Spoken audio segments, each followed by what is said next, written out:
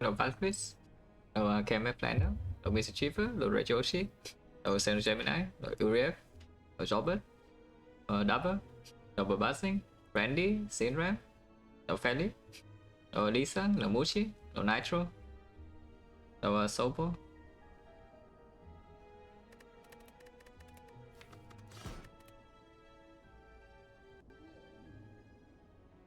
Also Relic or choose a card depending on path. So I'm boss at the end, and Let's Shop is in a weird position, yeah? So we need to be strong enough to fight the boss. And we need to be strong enough to fight this guy without Let's Shop support. Highest value part is of course on the left side. We hack the left core. You do 3 fights no shop into 2 question marks and burn elite floor 6, normal elite floor 8, 1 fight in the act, and then you do the 3rd elite here. Bit dangerous, yes. The only way to get to the early shop is here, and this is complete garbage because it's 1 fight into shop in 3 question marks into floor 7 elite. That's a really annoying map.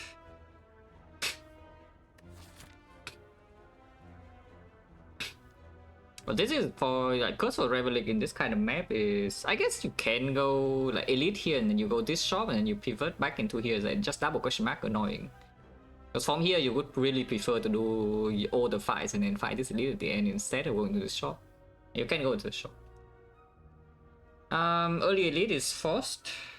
You cannot avoid the very early elite. You either fight on floor 6 or floor 7.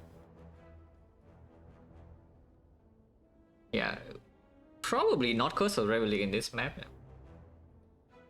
So the new bonus is a little bit low value. It's choose a card. Long term value is fairly low, but it is a new bonus that can allow you to snowball.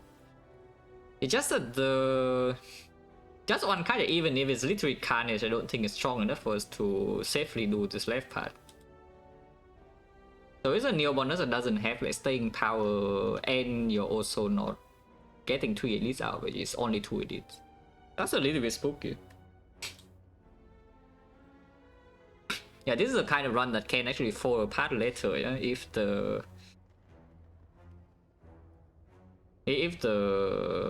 deck is not good enough.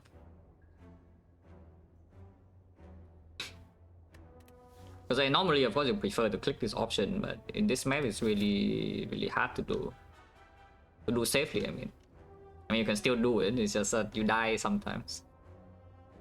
Not that often though. Not that often, because you do have a fire before the elite and then a fire after, so you have a lot of HP in the act. It's just that inside Slam Boss act, you would really prefer to be able to at least make an upgrade here. Honestly, we just prefer to make 2 upgrades. Of course, you always prefer to make 2 upgrades, yeah. But my point is that if you take Curse or Reveille, there's a decent chance you actually have to rest twice in this act. Like, between the 3 fires, you probably will have to rest twice. On the average case. Unless of course you high roll the Reveille in this like, 0 problem. You see like what Trade Needle, or you see Pocket Watch, or you see Depth Plunge into early Feed Fire Corruption or something. And there's no problem. Or you see like what, yeah, Helix. Basically some good rares. If you see some like Peace Pie, Gira, Shovel, Turnip, Ginger, whatever, this act would not go well. Not at all. And there's no safety path. I guess we click the choose a card. I haven't done that in a while. I think I still have never lost with choose a card in Ironclad, so hopefully this will not be the first time. It is a slightly unpleasant way to play though. Nowadays I would prefer to not have to play like this. But it's not that this way of playing is bad, yeah, it's still strong. It's like choose a card and you try to snowball. I mean, choose a card still better than 3 pots. Like 3 pots does not force this part to happen. It's not true. And even if it does somehow force this part to happen, your deck usually just freaking sucks. And then you die. Is it bad on this character? Yes. I would even go as far as saying this is like one of the absolute worst audio options on this character specifically. Yeah. Or like Watcher or Silent, it's okay.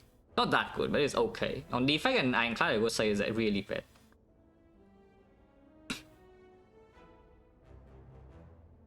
two reasons why a little bit more complicated, but yeah, that's just the shortest version. And it's with the 7-2-man special law. Spot weakness, but we are fighting slime boss, so I don't know what weakness we're spotting. On the other hand, I'm going to like what 5 hallway fights probably. We choose a card, so we take the armor and go back into the 5 hallways. Yeah, I just take the armor and then we want to 5 hallways. Start here.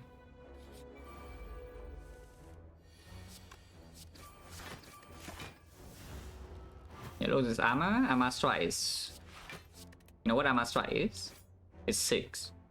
And then what is 6 plus 4 is killing.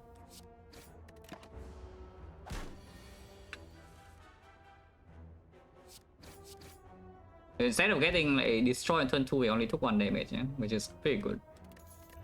On spot, not amazing. Carnage is really good though. Also at best, one of the absolute best possible early game attacks. Now I wonder whether I could go here with Armor Carnage on floor 1 and we are not fighting advanced hallway. Maybe I can fight this. This potion is not that good though. And the Carnage minus, if it doesn't land on the same hand as armaments, and it's still not that strong. Let's go see. 56. Do have Carnage now. And we know for sure the next turn I draw Carnage on 4 HP.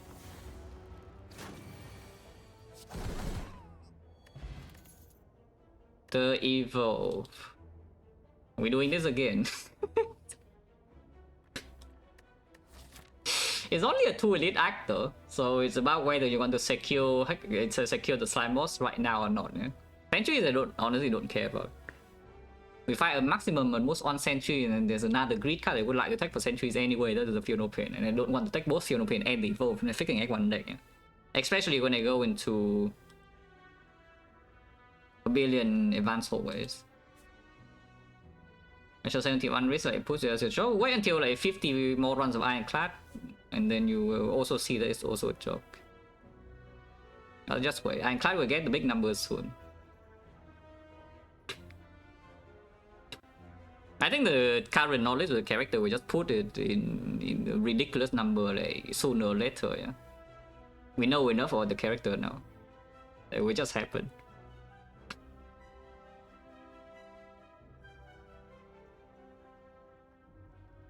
And I'm actually very certain Ironclad is quite a bit stronger than the other two. Stronger than Watcher is maybe going a bit too far, but I'm fairly confident Ironclad is simply just stronger than the other two. So we just wait until the, you know, the streak catches up to the win rate. Yeah? And that 30 rating happened pretty recently, like a week ago or something.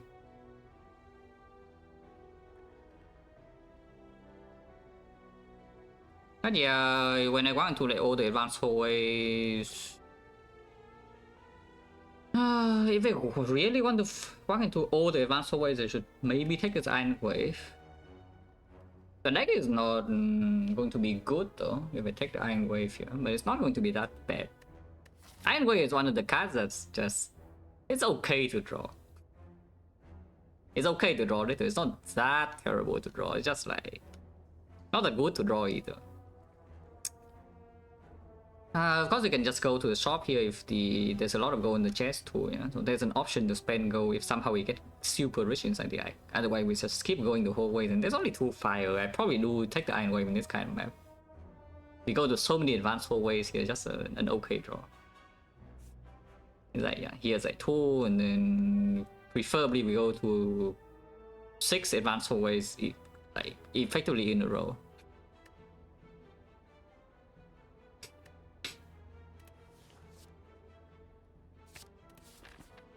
Hopefully I don't die with Slime Boss by the way, because I'm picking cards in a way that we went into Slime Boss with full HP, and we know how well that went last time.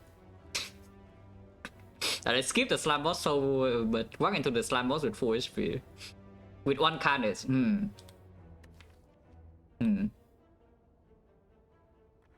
It seems kind of familiar, but hopefully it doesn't turn out like last time. I mean, it didn't die, so maybe if it turned out like last time, it's okay. But yeah, of course, after taking the Iron Wave and armaments from Neo, we go into 5 forward, so ignore the question mark part. Hey, the Iron Wave. Probably should not play it in this spot though. Yeah, if we play the Iron Wave, only take 1, otherwise we're gonna take 7.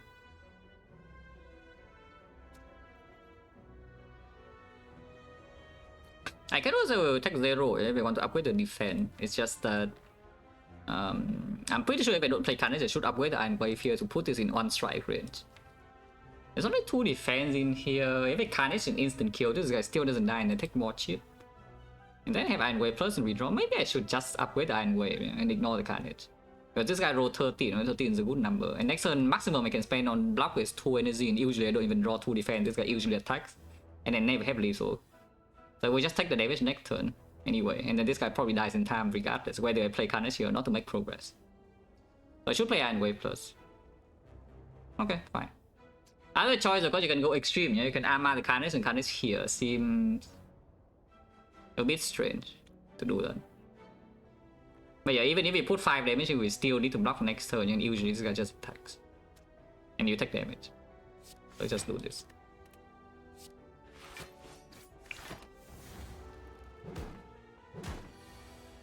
Yeah, like, and now we can spend 2 block and exactly on this. This guy cannot do more than 8 this turn because he did 12 into 12, yeah? So we take only 3.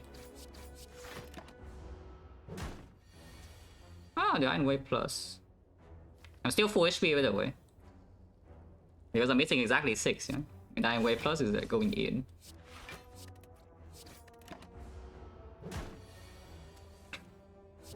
Yeah, I'm full HP. Potion's pretty good. The body slam.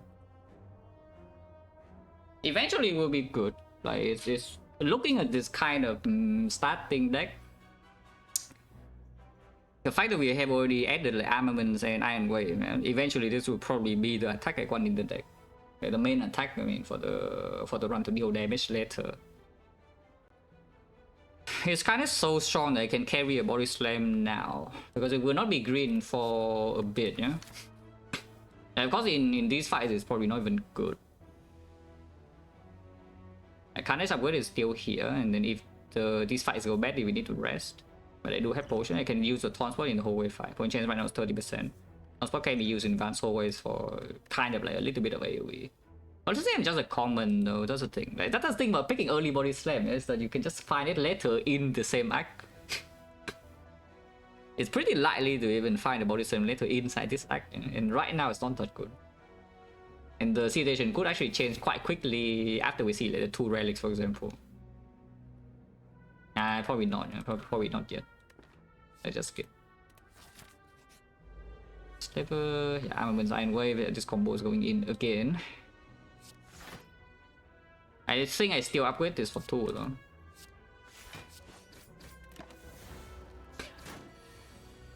Oh, drawing both Bash and Carnage here. I mean, this thing kind of needs to die next turn. I don't really want to block it. So Carnage definitely gets played. Do I secure lethal or not? Because if I block this right here, I guess next turn the punish would be... I could draw Bash here. If I redraw Bash here, it's extremely bad with does 21.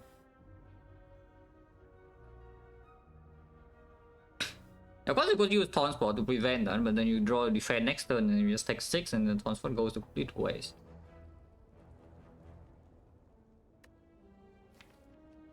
I guess there's another bad case that you draw a defense and the entangles next turn. If you draw defense and the entangles next turn, you get destroyed because your Iron Wave is not playable. Yeah? The turn after and the attacks you for like 21. Taking full 9 here, we lose a little bit of HP overall, but guarantees lethal. Not likely at all to take damage though. Worst come to worst, again, the still curse next time. I really prefer to not do that. I want to block though. I would block. Oh dear.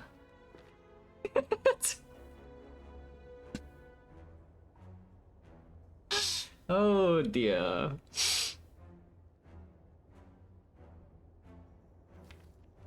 Let's it's fine. Just attack small next turn. Yeah? He only attacks 13 and draw 2 defense and we're chilling. No problem.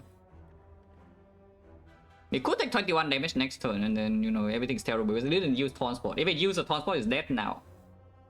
If it used a Taunt Spot that turn, it's dead right now, yeah? Like, Armor Strike into Strike, it's dead. This stress level would never do it. Yeah, it would never do it. It only attacks 13, you know, it's fine. So I got punished by like 3 because he decided to entangle me and I also did not draw lethal. It was not the worst, yeah? The maximum punishment was 21. That is a slight low roll still, it's fine. Nothing the Ironclad cannot handle. Point chance 40, uppercut, okay, that's my 2 upways, lock in. The Carnage into the uppercut. Yeah, I mean, let's just say body slam comes back. It's still not good, by the way. This potion just improves. The deck is not necessarily being improved though before these things are green because, you know, like 2 cost attacks is very awkward to draw together. There's no headbutt or something red or whatever right now. Or energy point. This guy is here to avoid, to avenge his avenge his dead boyfriend. I should probably block this 4, right? I think I can play a drawn out fight here with armaments. Hopefully that's not stupid. We do have the uppercut, so sometimes the armor uppercut when it's doing the weakened attack, and we only take 1 in this weakened turn after, and then maybe I play 2 defense with full block. Even if I go in with Carnage Iron Wave, yeah? 26 I still need 2 turns. I did previous Ironclad run and I went infinite. Very surprising outcome, I know. With an Act 1 Sundial over here, it was infinite.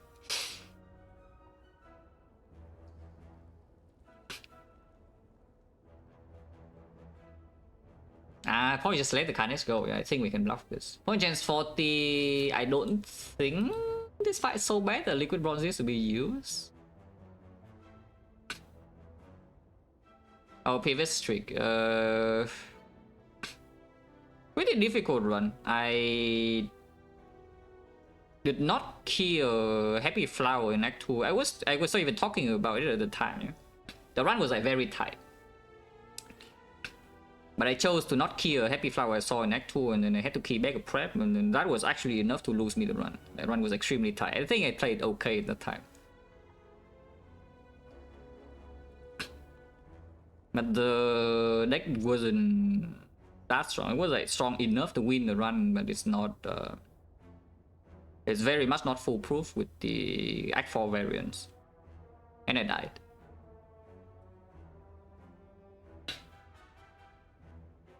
So I died to Act 4. Because I bottom deck my powers in Act 4 and then Spear and Shield just straight up just killed me from 4 HP. On average it doesn't happen, yeah? I even had the play top 3 potion that the Silker is walking to Act 4 into the Spear and Shield. And somehow the fight killed me from 4 HP. Replaying the fight a couple of times, like the average damage I take in that fight is around 20 or so with the potion used. But somehow in the real run I take 80 because the draw was actually that bad. That's crazy. But you know, like when the deck is not foolproof, Act 4 variants can always get you. Act 4 is like, by far the highest variance portion in the run if you let the variants materialize. Like normally you have a lot of time to prepare for the Act 4 and you can walk into Act 4 in an unlosable situation. You have way too much resources. But otherwise the bad variants can always happen.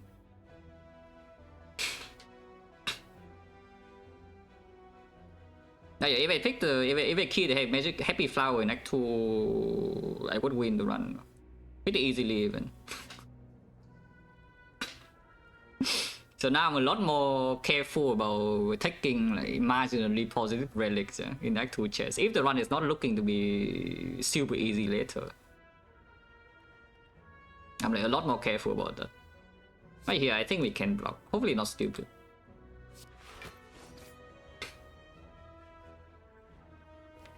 Yeah, I think we can block. The problem with this is the moment I don't draw some armor uppercut hand next turn, we probably would take extra damage already. I think it's fine.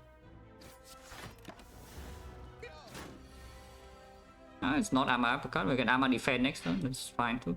I think I should play this uppercut though. It's trading 1 HP for 13 damage, which, you know, with the Carnage being exhausted, we cannot block this guy forever. Yeah, that has too many strikes. At some point, we will break a hand, and I hope that when we break a hand, we can actually kill. So I should make some progress, because next turn we're only dealing 4 damage. And with armor defend, it always does 13 next turn, so we armor defend and play a strike minus.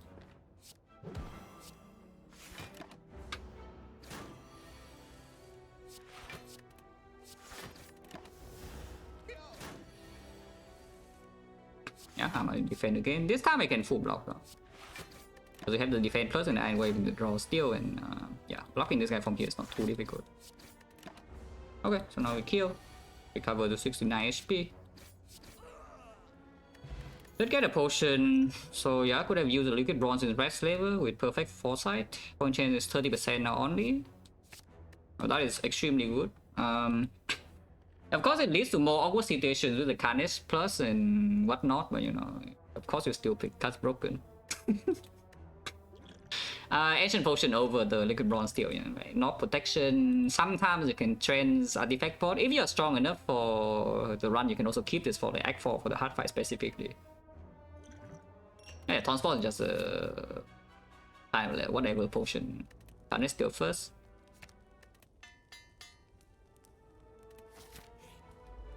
Here's an orb. I thought my deck had like 2 ghost attacks. What happened here? Eh? Guys, what happened here? I thought my deck has 2 ghost attacks.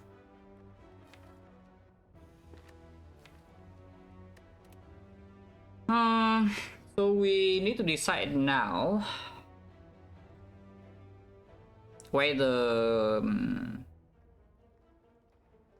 I want to just use artifact point and take this damage. Yeah? Slightly dangerous in these advanced hallways, but of course I can go to the shop if the relics here are bad to avoid the advanced hallways variance here and still fight the second elite. One chance is only 30%, so if I don't go into this Giga hallways part, we probably don't get potions back before this elite. This potion is also only working in this fight. Yeah? It is the only fight where this potion works.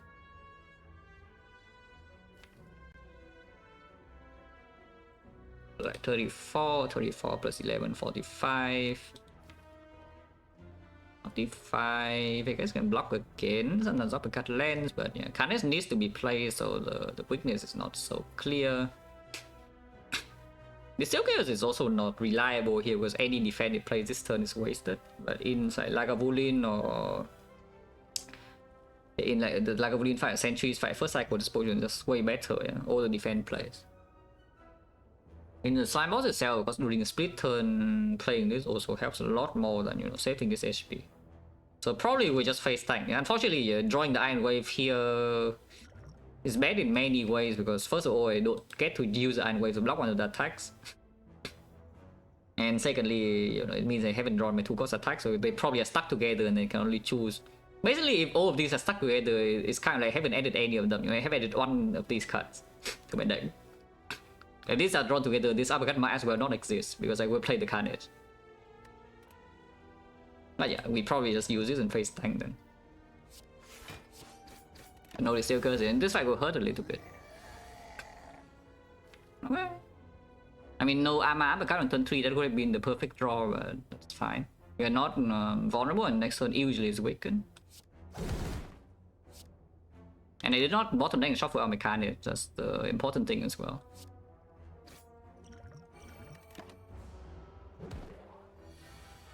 I say usually is weakened. It doesn't mean it will be weakened, but usually it is.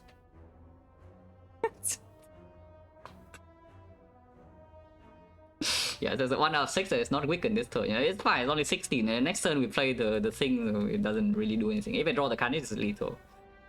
In fact, it's likely it's lethal. Next turn we play Bash Strike here because the uppercut is already 19.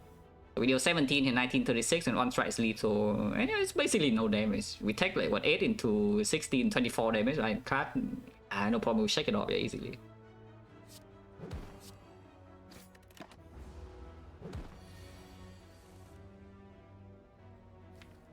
say one strike is lethal, guys. Guys, do you know that one strike is lethal this turn? Did anybody know that one strike draw here would be lethal? Whatever, man, doesn't matter. I take a bit more, I guess. Yeah, 9 damage more. Not. Mule ticket, okay, more reason to visit here. Not that much gold, but we'll see. Yeah, garbage. I guess if we upgrade, then going here is probably better. We cannot buy rare relics or whatever, but, you know, I would be healthy for the rest of the arc, and then advanced always variance only one fight. We can still buy common relic, short relic, yeah. If the chest has gold, it would be nice. We can buy, like, maybe remove a card, maybe buy uncommon relic sometimes even. It's still garbage. Because I really want to upgrade the map cut now. I really just want to upgrade my upcut like right now. Let's upgrade upcut. Maybe the mid chest relic is still strong enough for me to go this way. Because healing in early act 2 is good too. That is a pretty good relic. So this relic does nothing, but this relic is working with like the armaments and like all of these. It saves a lot of HP in whole wave fights. So is that strong enough for me to ignore the shot and go here? Because that's what I want to do over like 1 to the shot and then 2 question mark. Like, freaking garbage. Question mark is usually not fight as well because I haven't gone to any early question mark. Life loss events I don't want to take.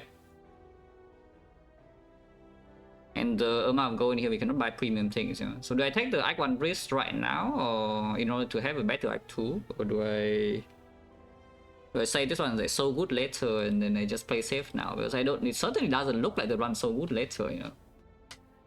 We have strong early game cards and then they do stay relevant, you know, a little bit, because uppercut stays relevant, Metatron stays relevant.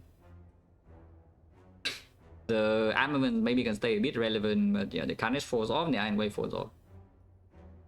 And the relics are also mostly early game, as a Mule Ticket, Smooth Stone.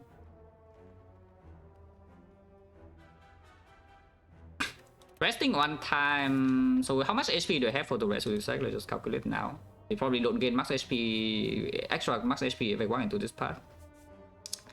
So we have one rest is 22. And we have like 1, 2, 3, 4, 5 is 30. So 94 HP to spend in all of these floors. Slime boss plan is still not exactly super pleasant. Like the relics don't deal damage. And the only big damage card is the Carnage, which is already awkward with the uppercut debuff and the bash debuff. Pretty dangerous actually, yeah.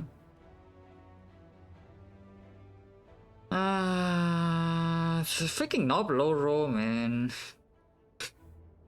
Yeah, missing uppercut turn 2 and then not drawing lethal on turn 3 is so freaking annoying, even with the Ancient Pot, because I really should not be taking that much damage. I took like 33 damage in that fight.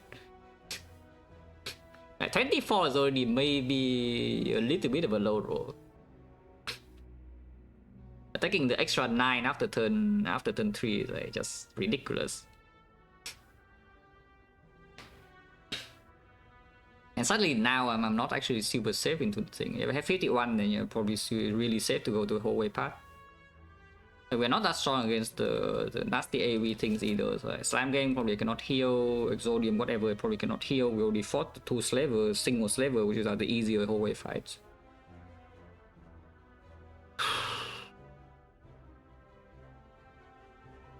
Yeah, a lot of bad vibes are going on here.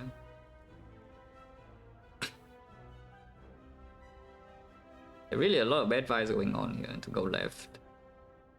Going right, my run is looking so bad if the boss rewards are not super good. I mean, a lot of things could be super good. We have like a million ways to high roll into an easy win right from here. With these opening cards, right? None of the cards are that bad, they're all good. But there are also a few ways to just low roll and never really recover, and that's unpleasant. Worst case scenario actually though is that I ignore the shot, I walk into 2 fights here and then suddenly I'm too low, and this is not healing. Is that after this 2 fight go extremely wrong, I suddenly have to go here because, you know, this part is no longer viable, and then I go here is not exactly the banana or the cleric, and I have to dodge this elite and go here, and then my act is actually ruined. I would want to actually with a lot of go and new ticket, though. So, you know, some resources are here, but not pleasant. Going short here with poison chance 30. Actually, no, poison chance 40. Yeah, going to the shop here, poison chance 40. Slime mouse is so freaking fishy. And in advanced ways, yeah, we saw red slaver into single blue slaver.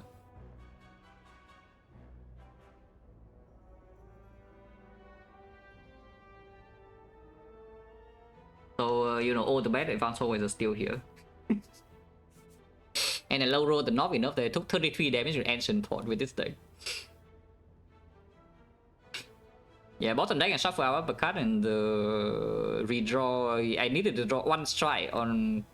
I had like exactly uppercut bottom deck, and so I had 4 draws to draw 1 strike for lethal. 80 strike is killing. And I drew 2 defense armaments bash. So I took an extra 9 damage on turn 4 with ancient port. Which is, you know, annoying as hell, but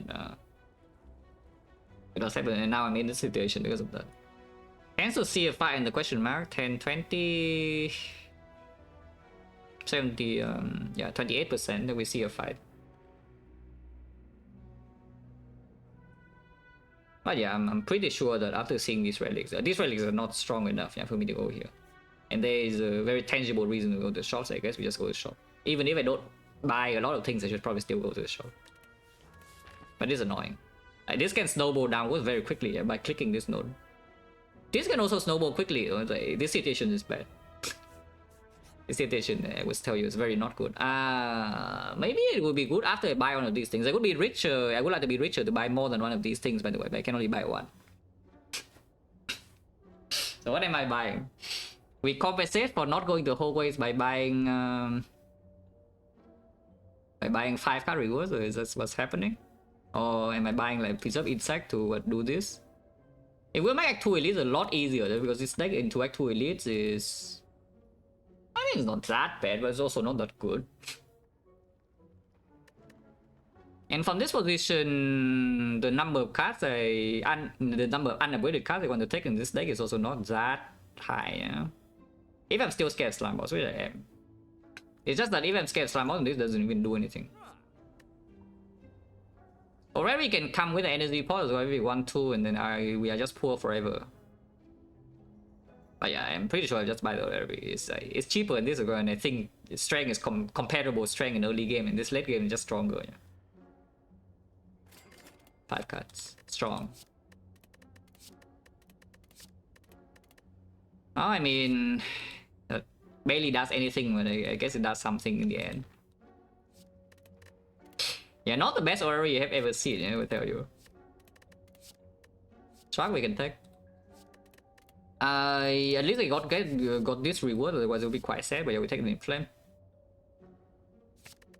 And then we take the Struck. One Inflame for the limit break without Reaper seems very suspicious. And if we upgrade the Inflame, then this core for boss damage does stay relevant for a bit. Even in end of Act 2, it might be enough damage still.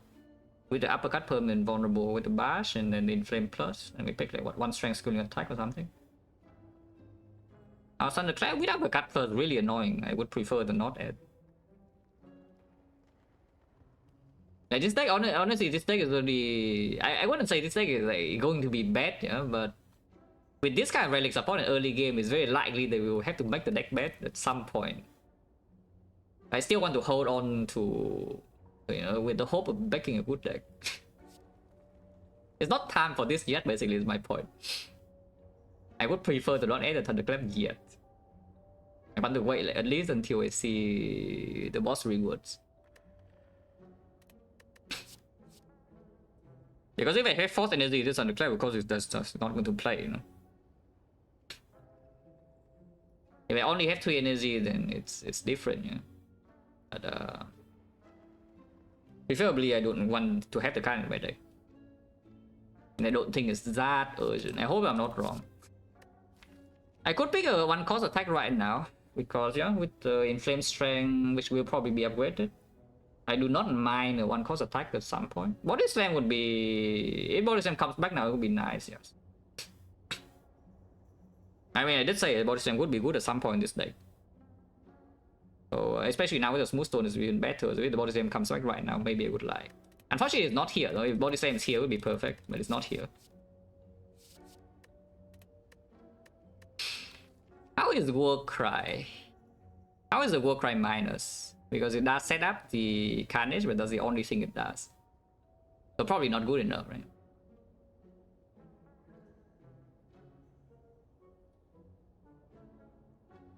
And I guess another question is that do I guarantee my safety in Act 1 right now, or do I just start thinking about Act 2? But despite all this, my Act 1 is still not totally safe. Like Star Boss is just a complete minus. Only chance 40, like buying energy pot here feels so bad though. If I see Cleric, I'm forced to take the heal. If I see Cleric, I cannot even pay him for the remove. I don't have enough gold, but he can still show up.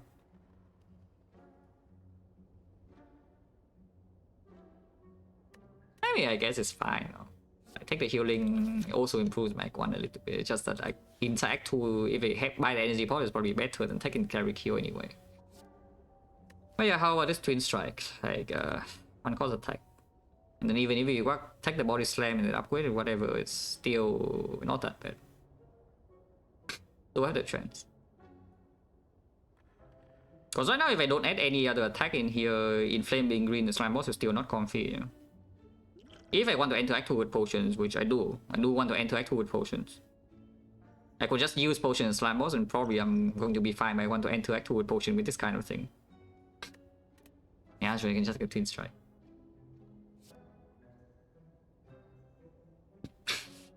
Slightly fight a sequence event for me to die in Act 1? Super unlikely.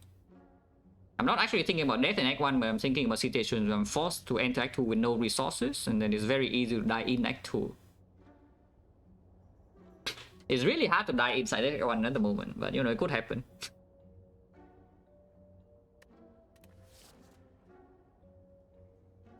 But yeah, sure, the Twin Strike. Here I don't take though. You could take the flex, but I don't. Yeah, you take the flex and the limit break, and then you go bomb for arm. Probably not. I think this is too timid. Yeah? Buying this energy pot is probably too timid. We do gain 120 gold, so I can still go to early Act 2 shop to get new ticket value. Of course, we cannot buy the premium things ever. We are just poor for the entire run. But if I need a little bit of extra boost in Act 2 and just play the short term, I can still go to the shop in Act 2 if I don't spend gold here. You could have around 200 gold into early Act 2. Even if I play Cleric, we still have enough to buy the relics. To buy common relic, shop relic. But yeah, nice.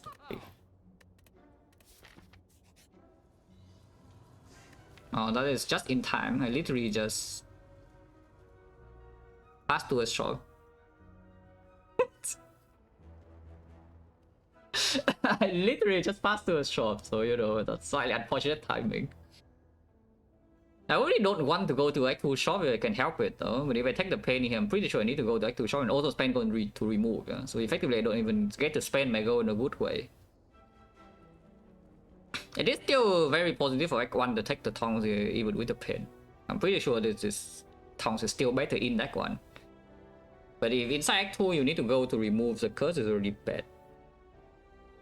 Remove event is only... we cannot play Cleric, yeah? So the only remove event is the Wing Statue. On the other hand, you can just take manual upgrade on the Inflame now, and then we manual upgrade on Armaments, and maybe Act 2 hallways we're actually quite strong. With Armament plus and Inflame plus.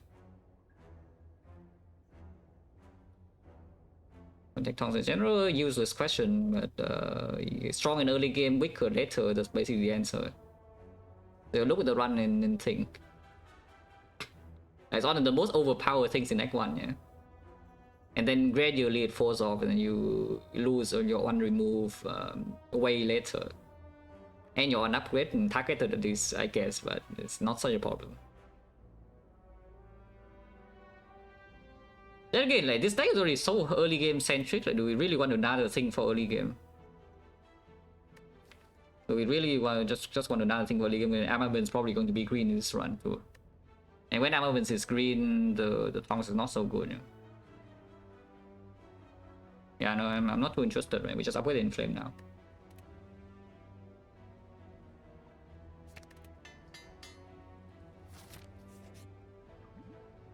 I mean, I went to the shop to heal, so we take this relic.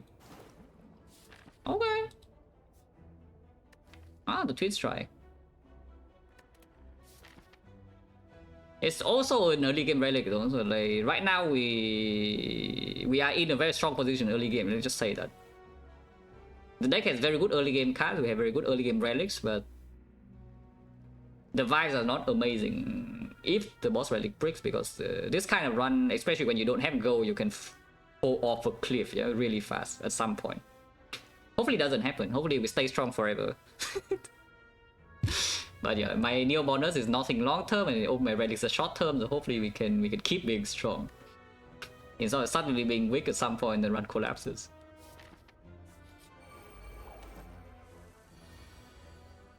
$26, well, I mean that's nice. That is taking 3 damage. Can I take less than 3? No, because weaken into defense taking 4.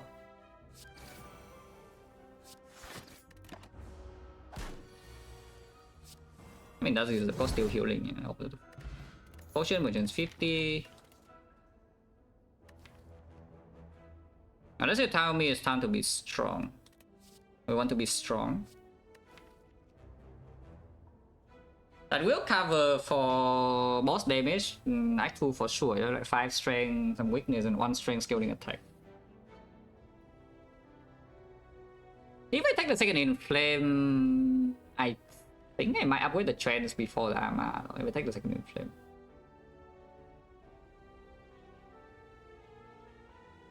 Of course, we also have incentives to pick strength scaling attacks. Probably not. Unless it's Giga Premium, like Reaper Fiend Fire from here. So Akabeko for strength scaling attack is kind of a weak argument, you know, it probably doesn't even happen. Other choice, Intimidate for 0 cost artifact strip. I don't think I care about that. I just take second inflame and we probably upgrade trends. Carnage is definitely being played. I don't think I care that much about 3 days, so we blue block. Yeah? It's like here we have 36 plus 6 is clean kill here, and then take 3. Don't take a 3 days, but I don't think I care about it too much. Let's block, and the next time we play 1 attack here. Preferably Iron Wave would be the attack of choice. Okay, no Iron Wave wastes a lot of damage, but it's okay. Cannot really play armaments and the inflame together. Yeah, I mean you can, but then you take damage. So we probably just inflame Twin Strike. Inflame minus. Waste a lot of damage here is okay.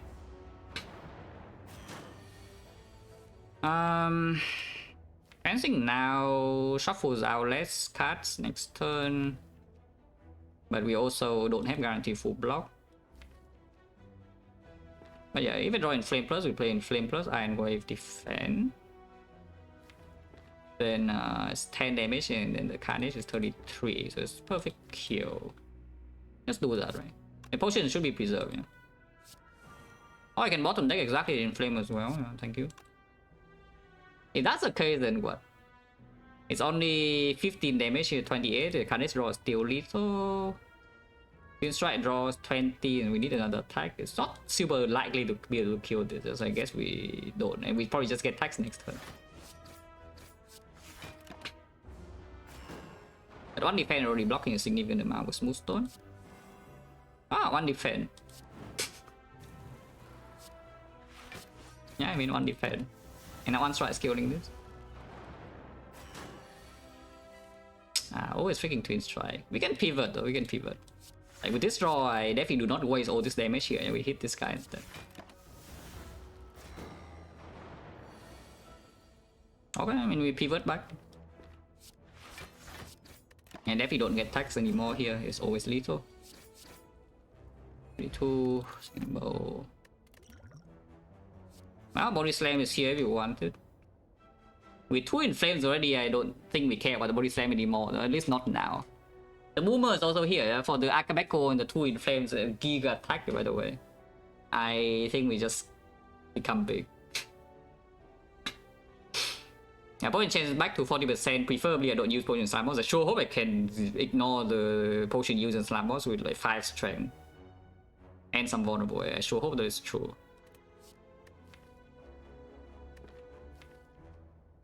But yeah, from this position, probably upgrade the trends before the armor. Upgrading armor is still stronger than slime boss. Into earlier to even see energy relic, then armor upgrade is probably still stronger than staying on 3 energy for the most part. Trans upgrade will be stronger. Honestly, trans upgrade to 4 energy is also good though. This is clearly better with see pyramid, and we upgrade this.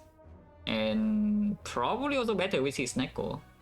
So like pyramid Snecko, then Amazon's upgrade is stronger than this. 4 energy, comparable. I guess fusion hammer, 4th energy, and what do I prefer? I prefer trans per armor because I don't hate the trans plus with fusion hammer at all, yeah. And yeah, we already have the Akabeko front load for hallways a little bit too. The armor upgrade is mostly for hallways. Trans just fine. Trans upgrade just fine. But this we take the +2. Unless you want to tell me we take the 2 wit now, like, for what I don't know. Okay. Yeah, with the trans. Only slime boss doesn't do it. If slime boss would do it with like 5 strength and 54 HP and 2 potions, it would be ridiculous. You never know with this guy though.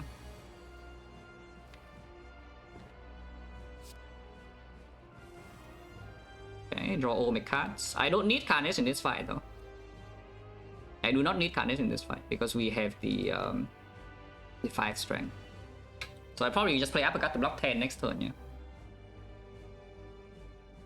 We're not splitting, right? If we are splitting, then it's like 38 in here and it's going to 78, no 88. 88 and 5 strength here is 20, so 68, 68, 57 split. Kind of annoying. We could still split next turn depending on what the draw is. Yeah, because here I did draw both the Inflame and the Twin Strikes at 30 and 60. This 53 split. But I do not have to take the 16 damage and the 5 slam, and then otherwise the split doesn't even have vulnerable next turn. I already have a defense. So I think splitting here is even reasonable. Yeah, 46, 53 split, yeah. And then we have 5 base strength with the Twin Strike redraw still. At worst can use it, but preferably I don't use any point. I think splitting here is just good. Until I draw this, then maybe I don't think the split is good anymore. But the slams decide to double debuff and I also don't draw my attacks. Is this a problem? We're being weakened, yeah, very annoying. Yeah, top decking the armaments, 2 slime and the strike. That's quite sad. Of course we armor the strike here and just play a strike and exhaust the slime, but it would be 14 damage on one of them. Twin Strike weaken is 14 still, but base is 10, so it becomes 11. So it's 22, 22. 22 uppercut is still 13. So 35. 35, 14, 49, so we cannot like instant kill unless I also commit the energy pot. I think in this position we probably try to hit the green, no? Because I think my damage is high enough, yeah. Hitting the gray with the intention to interrupt it next turn is good too, but I think from this point I can hit the green and kill it.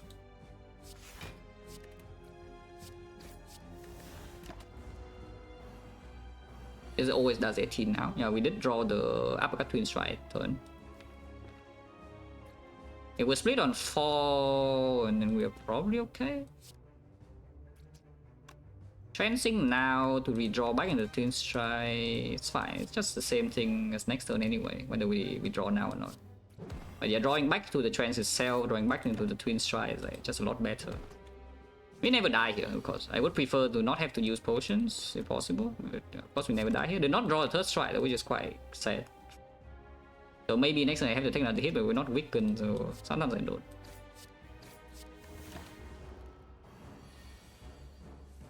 Okay, we can actually split this guy now if you want. We have 29 damage, so we split on 24. Yeah, instead of taking 14, there's no reason to. 24 is a fine split. Okay, we kill one of them. Striking now, what does it do? If we draw twin strike, it's just annoying. Let's not.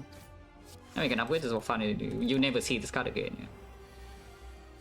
And I would have drawn twin strike, but yeah, it's fine, like clean. And yeah, did not get potions, so we're preserving 2 points into act 2, good. Did not see the premium rare though, which is quite sad. The premium rares here, Reaper, Fiendfire, Offering, maybe Corruption. These are just useless though, it's unfortunate. These are actually completely worthless, all of them. And they don't do anything. How likely is it that we need Demon Form output with 2 Inflames in deck? Inside Act 2, not likely, so it needs to be way later, or we see Snecko right now. But if we see Snecko right now, we probably are fine. Yeah, it just doesn't do anything. Like, complete Wicked Rare card is quite sad here.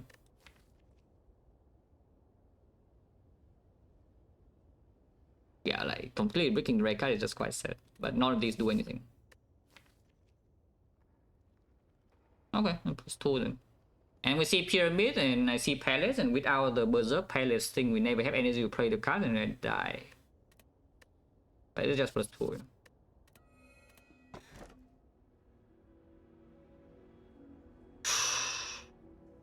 Where's it doing? You want to add a Clumsy to the deck? Like, what the hell? Not a Clumsy, add a Slime. Yeah, how bad is adding a Slime to your deck? The boss just now added Slime to my deck, and you saw how bad they were. And now you want to add a Slime to my deck. Well, that's not pleasant, but I mean, we're not picking Actor, so is it the caller, or is it the caller in disguise? So the second back. Second back with not a lot of gold. Not great, yeah. Caller in this deck, we do have Akabeko front load for hallways and some big damage card with Carnage, but the blocking with Moonstone is a lot harder. So we invest relics for this one. P-Box, Pyramid, Snecko, you know, big 3, the usual, you know, the usual 3. I think if you ask me to manually pick, I probably pick Snecko. Yeah, so ideal case is probably Snecko here with 2 complete garbage relics you could never pick. And then in Act 2 you see, after Act 2 you see a good relic like Fusion Hammer or something. 30 I think with the red, pitch a lot. Hey, this one is such bad vibes, even though I would say position is not bad. This position is good, it's stable for now. And the deck doesn't even have like super bad cards, the relics are okay. I still can just see several ways of the runs to just fall apart like, very quickly. And the only thing I can do to prevent this right now is just trying to save my resources. Like 2 potions entering Act 2 can cover for the whole wave fights, for example. On curve, no, we are over curve right now, for sure. We are absolutely over the curve at the moment, but not by that much. And the deck doesn't transition super smoothly into the endgame. If we never see Reaper or Feed or like some offering things along this line.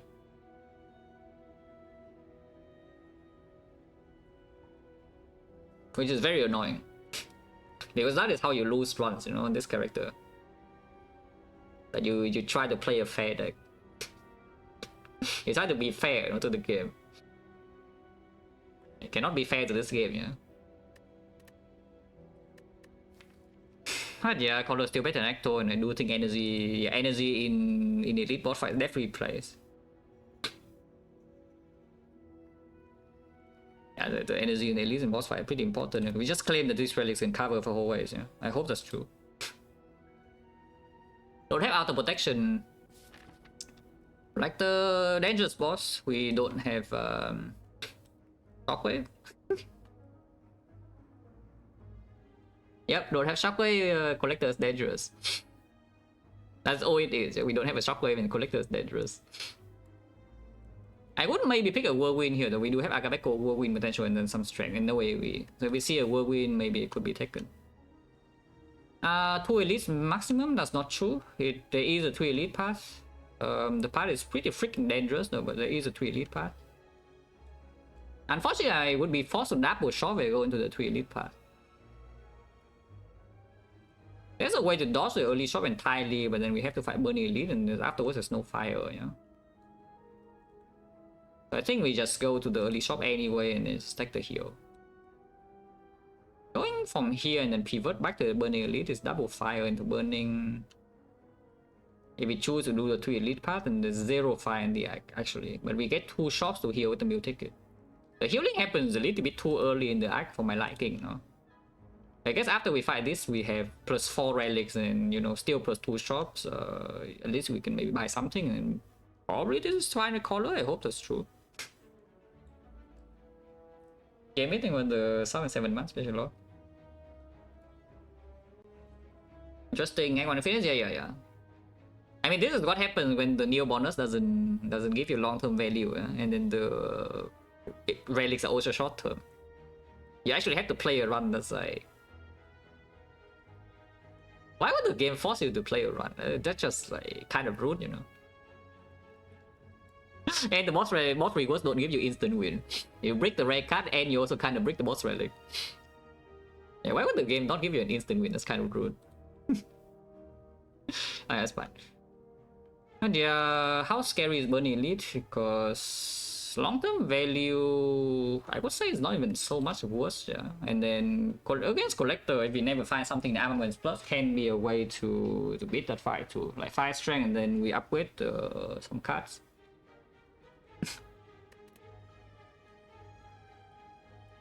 If you want to fight Burning Elite, of course I would need to go to the early shop. It's just that this shop is in an annoying position. Normally, you're actually happy to see a shop in this place, because it's only 1 question mark, 1 fight. You don't see advance always. If you low roll the question mark, you can still get to the shop immediately. But there's a decent chance you want to do here. We just over here with the meal ticket. If you go here, then meal ticket healing gets used a lot more reasonably. The problem is that starting here, you cannot pivot back to the left. I think we just take this shot. So just because there's a chance that just one whole way fight can destroy the color, you know. You never know. This guy doesn't attack on turn 1, so we are probably fine. Still have Akabeko, so you could claim that 1 strength is better than 6 damage. This is only 6 damage, yeah? The Akabeko damage will come no matter what. In fact, like, sometimes you even gain damage by waiting with the strike here because you have the twin strike. It's comparable and does open some twin strike attack. So maybe we just armor the inflame and play the inflame.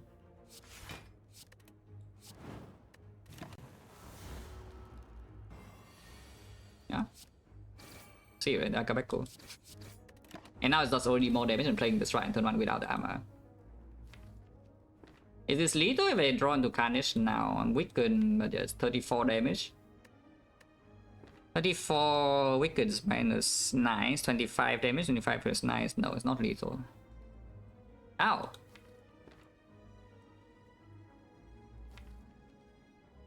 If I trance now and then play some Iron Wave Struck or Uppercut Iron Wave. Because if I play 2 defense strike, there's a chance I don't even have lethal next turn. Yeah? Elaborate on question mark part, like here or what? A bit dangerous into Burning Elite basically. But yes, you can start into question mark path and go into this shop, then do 2 elites here. It's okay, it's not that bad. I would like to do the Burning Elite path over the 3 elite path in here, because I don't really want to double shop. And you ignore the shot completely and you low roll a little bit in these floors, it's suddenly like extremely dangerous. Because here, like, if you go into this question mark, I can take outer low roll. Yeah? We see forward and outer. Like, if you start here, you see forward and outer here, you're freaking sweating. I see forward and outer here, okay, we go into here and heal 15. And now I'm still okay. It's just like I cannot buy the Giga Premium Relic, you know, I see like Death Branch and Sense Burner, whatever I cannot buy. And then I'm sad. Still just provide safety for the act when I want to do something fairly risky in the first half of the act here. Fencing now. I mean, next turn if the attack is only for 15, it's not that much. If I trans now, we don't play Carnage, no? So it's like. Probably not good, right? Probably not good.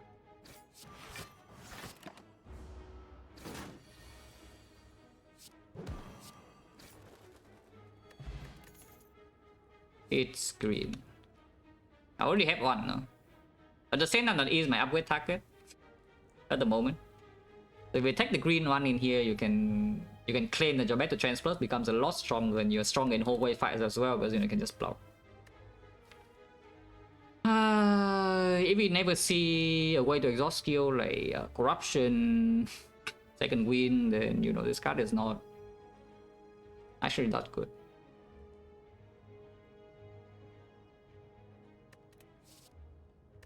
And of course I can just plus 2. Yeah, I think I just want to manually upgrade these armaments and ignore this one. Yeah. Okay. Cool. Still got a question mark here over 5, right? Because here will be advanced wave. If I go here and advanced wave color is not exactly very pleasant. Buy straight is still possible, yeah? Buy straight would be, you know, we have 5 strike and they over here with the meal ticket. But it's okay. I wouldn't mind the buy straight too much here if we see it. Oh, I mean, I did just say I wouldn't mind the buy straight too much, so we take the buy straight. It's buy singing mode, you can feel back to max HP. And yeah, we have all 5 strikes, so of course it's just good. Now that does mean something, no? Because with the buy sustain now, we can probably just walk into the 2 elite part if I choose to. I don't need to fire for extra sustain anymore after taking this. Yeah, I'm gonna take it over here, thank you.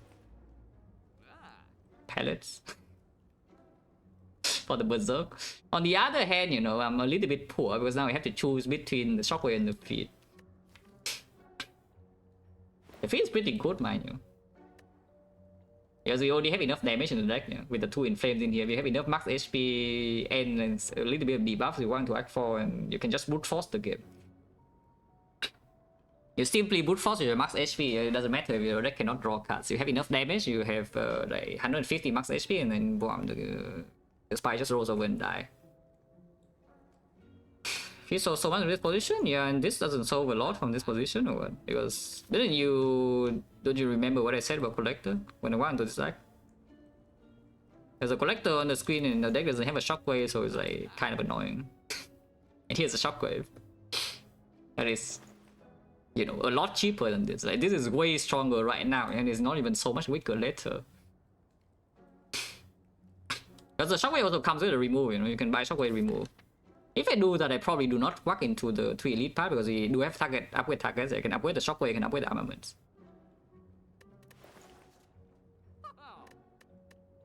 Yeah, I'm not even so sure how much stronger the feat is really. Later on, because we already have the singing bow for Act 4 mitigation a little bit. I don't want into Act 4 and like instantly die with 56 HP or something. We will have more than that. Shockwave. And yeah, probably do remove though. Remove bite. Facebook evil. A nice shockwave. Uppercut inflame. Of course, the other order. We cannot apply vulnerable here though. So is there a point of playing uppercut? Is there really a point to play uppercut over two bites? I guess we can redraw into the debuff and not. I think this fight here is really bad, by the way. If we see this fight first, would be perfect.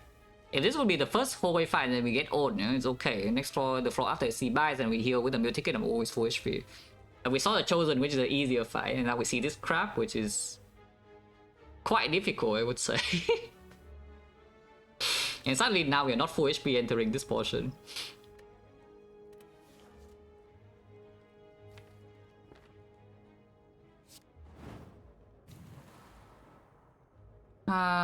This is 9, right? So it's 3 damage or strip 2 artifact, but stripping 2 artifact doesn't actually matter until turn 4.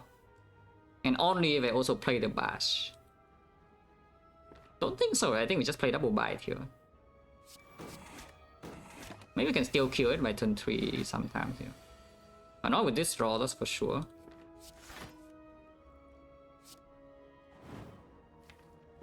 Now we know exactly what we have next turn. We take 22 by the way next turn, so am I potioning or not? Because taking 22 is a little bit uncomfortable.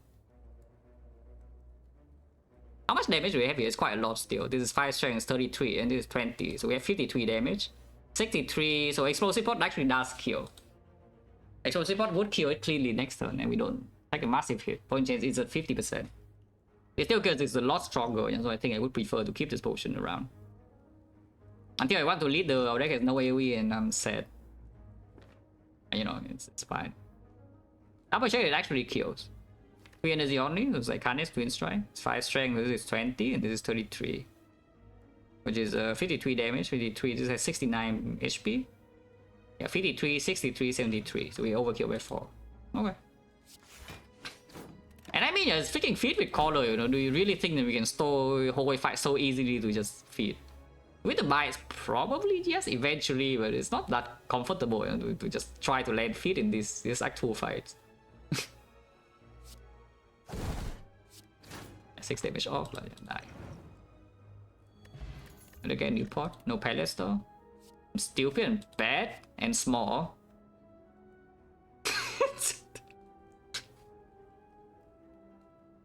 I'm stupid and bad and small, guys. What else is new? On the other hand, he's like, you know how strong this is, right? Like, holy crap, just look at this attack. And do you know how strong this attack is? Like, what the hell? Holy moly, freaking Akabeko, and then we have like 5 strength. It's still worse than Shockwave, I'm pretty sure, but you know. I'm pretty sure the Shockwave is still strong. Until we see a next Shockwave. If we see another Shockwave, then it becomes not good, yeah? But the second Shockwave is still stronger than the Formal Plus, I'm fairly certain.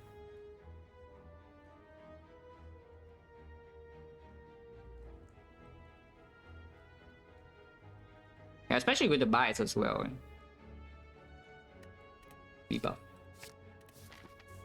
Here and attempt to fight Burning Elite. Fast hallway, well, not the best thing to see here, I would claim. We roll a 20% fight here. And I did not draw a Shockwave on turn 1.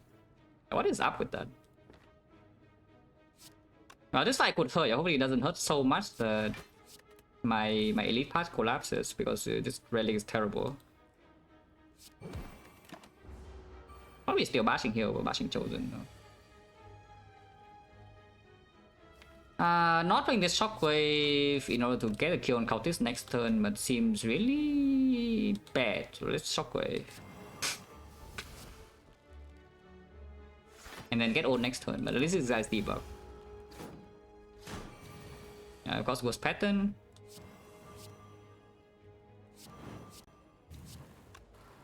Take the full 23 here, by the way.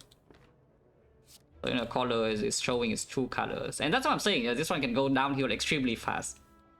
And it's already not looking good because we did see a bad hallway fight into another bad hallway fight from the question mark. And now suddenly these elites are not safe at all. Because this order is also not good. And the pattern is the worst. Not tanks. So 20% hallway fight into bad draw the end terrible pattern, yeah, that is a little bit unpleasant, you know. And this combination together is a little bit unpleasant. Ow! Attacks again, holy crap.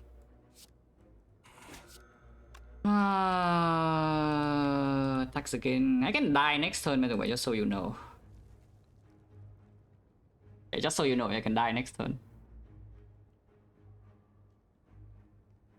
But I mean, you can also see my point. The feeding in this Act 2 is not happening, you know, just so you know. Like feeding this whole wave fight would just not happen.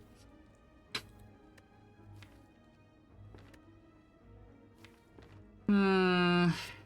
33 damage, still 5 strength, minus 12. I guess we should play Carnage. But wait, no, I bought it's in the shop. Okay, at least you can block here.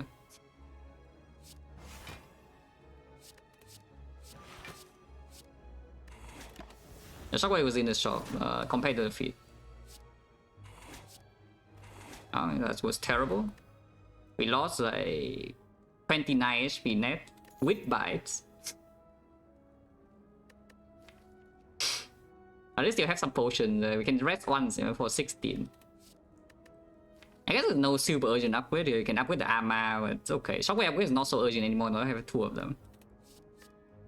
And we do have 4 energy in these floors, but you see burning release right here. It's scary, you know, because suddenly I have low HP. Plus 2, right? The heavy blade is not it. Not yet, at least. Ooh. You can upgrade the thing first if you claim that you never need to rest twice.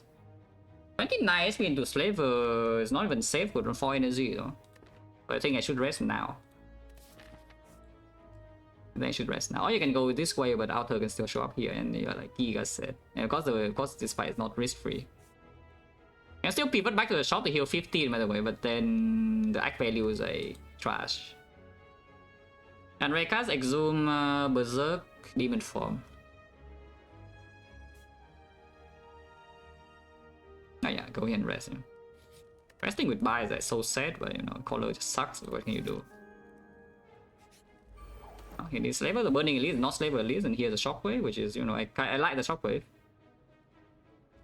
It does not kill here though, because this is 38 damage plus another 10. So that's just barely off. If I don't play a Shockwave, do I kill or not? If I don't play a Shockwave, I would Inflame Twin Strike and deal 30. 30, 39, 39 plus another, yeah, it still doesn't kill. So we don't kill the thing here unless I potion. Potion chance is we drop 1 pot in 3 fights, so it's 50%. This fight does demand the most output already though, but against Leader, the sweeper also plays more often, yeah? So if you claim that burning move stabbing is not a problem, then you can Distill Curse now. Distill Curse now is just kind of weird though, because a lot of things don't play this turn. But they will still play Shockwave, will still play Inflame, it will still Twin Strike on exactly this guy, yeah? So the Distill Curse needs to hit like... if it hits random attacks, it needs to target here, otherwise it needs to hit block cuts. Like playing the Inflame, it doesn't work anymore, playing any attack on other targets, they also don't work, also wouldn't work. So why don't we just take the hit then? I guess you're just taking the hit, yeah. I should still play Inflame now. So Inflame Twin Strike is 44, otherwise this is 38 plus another 10. So it's 1 damage off from killing the Slaver. Oh yeah, sure. So we play Inflame Twin Strike. Yeah, it should save more than 2 HP. It's Inflame play. And we take 21. And that's what the rest is for. You can rest again, yeah, after this floor if we don't buy up to a lot. And the relic's not good because Burning Elite is scary and then all the advanced hallways are still here. As min roll, I don't actually remember, but I think this is only... I think they can roll 48. I'm pretty sure, yeah, definitely not 47, but I think 48 is possible. So this is almost minimum, but not quite minimum. Cannot complain about this HP roll, basically. Yeah, cannot complain about this HP roll, it's not a bad roll. Oh yeah, sure, Inflame Twin Strike. Yeah. Like 21. We are weakened, but with 2 strength, because this dies to any attack. We have 4 energy here, yeah. Get 1 attack. Carnage, weaken, vulnerable, plus 3, so it's 34. Carnage by still kills. I think I'm allowed to play this defense.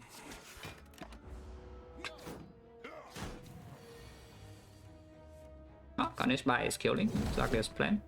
And the defense is Smooth Stone going in, yeah?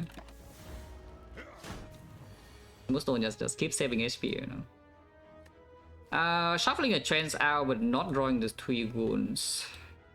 Shuffling out also a defense.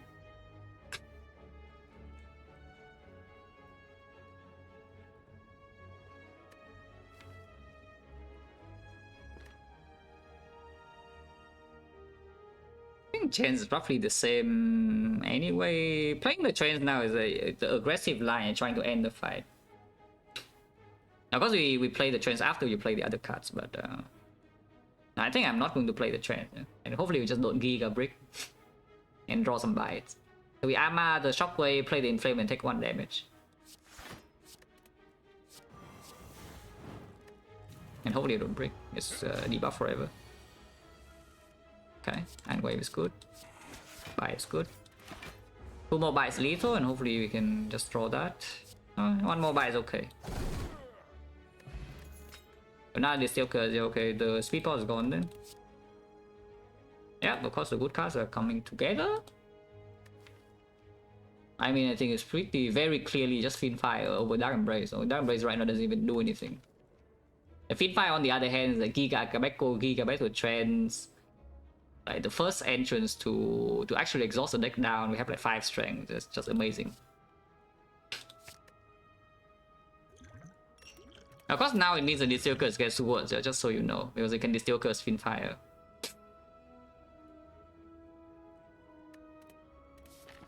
HP with Bites and 2 potions. This relic doesn't do much if it's both stabbing, but we also have the Fiendfire for finishing blow now, and 2 good potions. I think I should upgrade. Yeah? The Fiendfire upgrade can also save a lot of HP as well in hallway fights. Okay, let's upgrade the Fiendfire. Over resting for... We still rest at full value here. The rest is for 17. We don't go to full HP. We don't like roll and die in these nodes, right? And if a Kabeko, we are not keying that. At least one-shotting Act 4 at least, if we depending on what we draw. And of course still very strong right now in collector fight. It's not even solved yet, yeah. So I don't... In this position, when the run is not so clearly out of Act 2 yet, I don't, especially with the Silver Scholar, I don't key anything. If it's marginal, even if it's only slightly positive. Okay, well, stabbing is mostly just normal, and here's a Shockwave. Am I allowed to just keep this Carnage? Because with the Akabeko, Fiendfire, and 3 strength already, it's not that... Yeah, it's not that delusional, you know, to try to skip this, because you draw a trance into Fiendfire, it dies instantly. It actually is just dead from full HP. And it's still debuff. Oh, no trance, but you know, still a lot of damage if we want to. It's 124 damage. You can Distill Chaos after the Fiendfire. Not before, because you want Akabeko over here. So that is what you could do. Like Fiendfire here for 124, and then Distill Curse after to block a little bit. Or lethal. Sometimes you actually also have lethal. Not playing the Fiendfire seems extremely wrong, you know? So I will Fiendfire, but I also don't think 6 block is worth 31 damage in this fight. Especially if I burn away my second... I burn away all my other debuffs.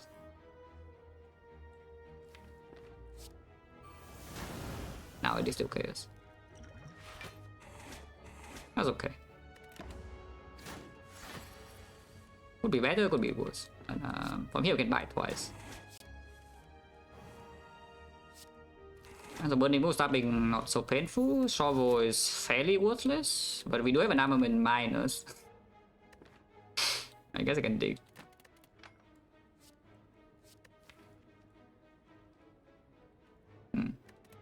I mean, it's being picked by the way, but yeah, the worst card in the game, the Fiendfire, it's here. But yeah, we picked the Feed. No reason to pick the Disarm right now. Yeah, there's no real reason to pick Disarm right now, unless you're worried about Awaken 1 immediately. We literally just fought the bull stabbing, not fighting any other elite in this arc. And this arm is for what? And we're picking. What war cry? Oh yeah, you're saying after this you add to war cry. Well, you worry about that later, and you also war cry is up against +2. Auto protection is still nothing, yeah, but we are not losing that much current HP and still have the Distill Chaos. It's just like walking to like several advanced away is so annoying. We can't pay Cleric, we can't pay Vagrant. 161, we roll random shock will be a little annoying, but at least we can use the thing, can use the meal ticket. And I guess if you scout this question mark and it's not that good, you can go. Maybe you can go to another one. Visual Dagger here is no longer even that good though. The Apparitions, I guess Apparitions still good. Yeah, it's freaking up speed and we are not losing that much current HP. Yeah, the up speed Singing Bow, the deck doesn't have a clear way to block it, so Apparition is good. Yeah, Library Transform, whatever, still good. Yeah, Transform too. How many buys do I transform? Transforming buys give me colorless cards. Otherwise, defense is giving me, you know, it's a defense, smooth stone defense. Yeah? This is a situation where the bash haters can finally, you know, resurface because I probably will transform a bash. His bash is probably going away. Yeah, we have 2 shockwave and the uppercut. If I don't want to transform 2 bites, I would probably transform 1 bite, 1 bash. Otherwise, we do 2 bites. Transform 2 bites into into 2 finesse. Yeah, into 2 finesse, and then we feed fire a whole deck with the battle trance, and then finesse with letter opener. Well, that certainly sounds like a good plan. Anyone else thinking that's a good plan? The kick transform 2, we get 2 finesse and we let open the infinite, the heart to death. Only takes around for every 3 cards play you deal 5 damage, yeah? So you need to play like 480. Yeah.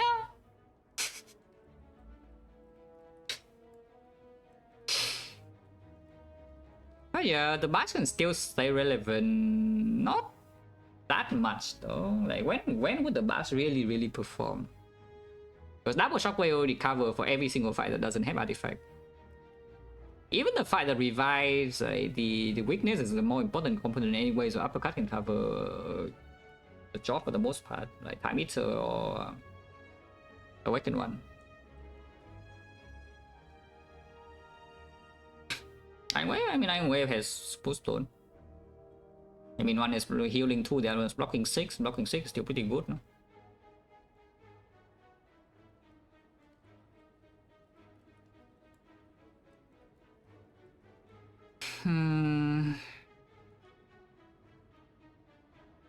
Transforming 2 buy is also making it extremely annoying to buy back up, I will tell you that much. When your deck only has 2 buys in 1 cycle and the letter burner means that you play a full block turn, the enemy takes damage. So I don't really want to transform 2 buys. But yeah, probably transform bash and then buy is okay. Yeah, probably bash buy is okay. Hopefully I don't regret it. I transform bash and die instantly and then... I guess that is okay too. If I transform bash and then instantly die, yeah?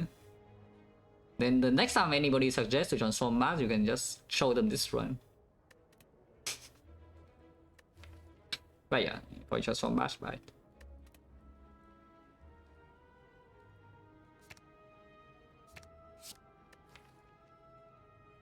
I mean, that's better than bash.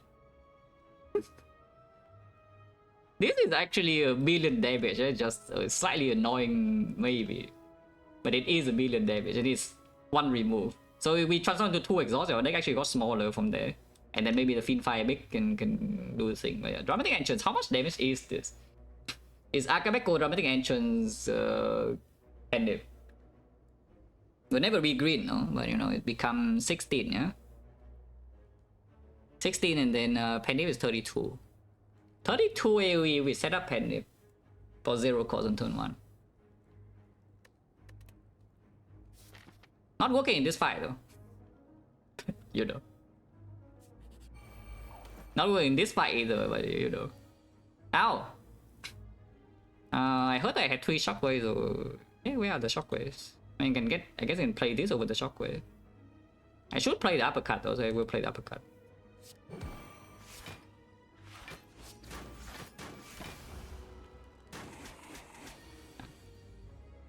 Oh, I can feed here.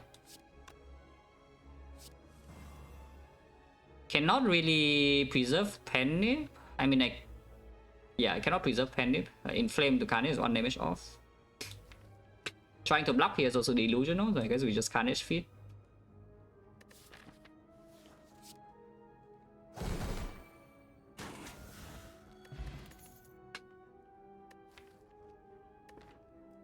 Why are the good cards all on the same screen? Can somebody explain?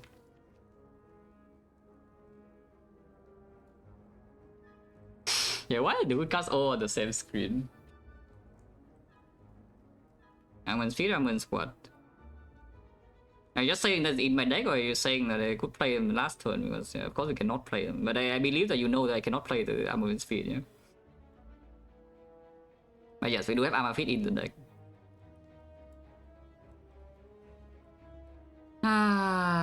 Menu exhaust is nothing, so the Fear No Pain, a bit of fat load block, but turn 1 dramatic entrance already in hand, so it doesn't work there. But it does have the shockwave. I called the okay, that is disappointing, yeah, because I believe that you would know that I cannot play the cards. Apparently you didn't know. Okay, so I am hanging with the red pressure load.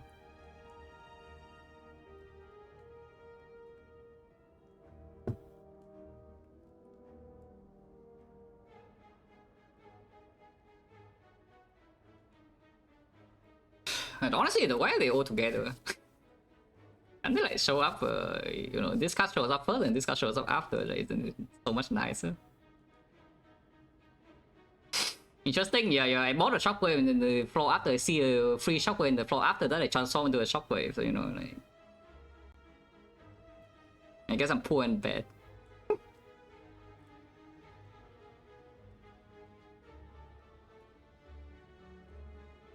But yeah, color is very annoying. Color is extremely annoying. The second win doesn't have hand feel. We do have the battle trend, so in theory I can do it because it can trans into the second win. Yeah, the deck, if I take the second win, the deck actually doesn't have a lot of cards. After we finish exhausting now, exhausting now takes a long time still. So now it's time to really decide the direction of this one late game potentially. Are we trying to like outvalue the game, as in we play a fair run? Not that fair, we still have feed and debuffs. But are we trying to play a fair run? By taking Feel No Pain for value, or are we trying to cheese the game out with the exhaust down? But taking a second win is opening the cheese a lot easier. Yeah? It's like you feed fight one hand, your second win like 2 more times, and then your deck has no cards. We're exhausting right now, Twin Strike. Right now don't have anything yet, but just being able to play Twin Strike every turn with the 5 strength with vulnerable should be good enough. It's just the Fear No Pain is a lot stronger at the moment, like actually like, a lot stronger.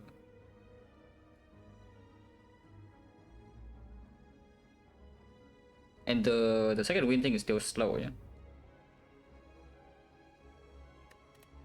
Find the fortress. Like Watcher, yeah, that's why you click the fortress over. What is the second win equivalent? Like Watcher doesn't really have that thing. Is there a thing that makes your deck smaller in the sense? Acceleration. Maybe you can claim acceleration. It's not quite like Scroll Vault. So what is the equivalent of that thing really?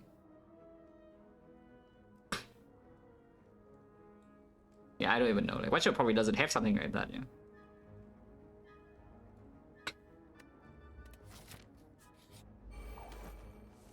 Echo. Did I preserve Akabeko for Fiend Fire or not? It's just losing 8 damage.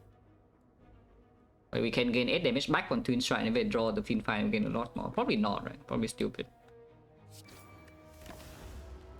This fight can hurt, by the way, just so you know. Can hurt a lot.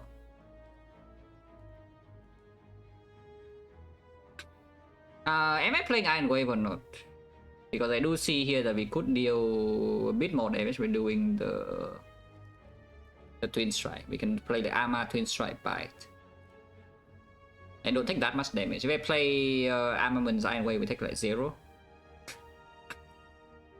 So don't deal a lot. The buffs don't last forever, but I feed fire one time if you don't been set up. Yeah, color is like so annoyingly bad. In so many ways, you know this deck. This deck end of Act 1 is until like here, the second Inflame. So all the cards are good. All the cards are good early game cards. Like broken card, good card, good card. Kind of broken, like giga broken, like pretty strong, like strong, decent after this, and then this is also okay.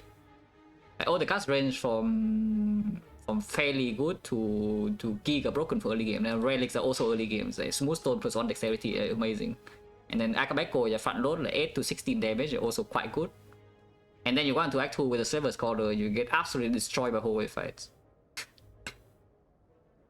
I mean, absolutely destroy is the big word, but you know, it's not comfy. We are not like dead, though. Our HP is still fairly high, but it's not comfortable at all, yeah. Yeah, entrance transform by. And transform by and bash and into shockwave entrance.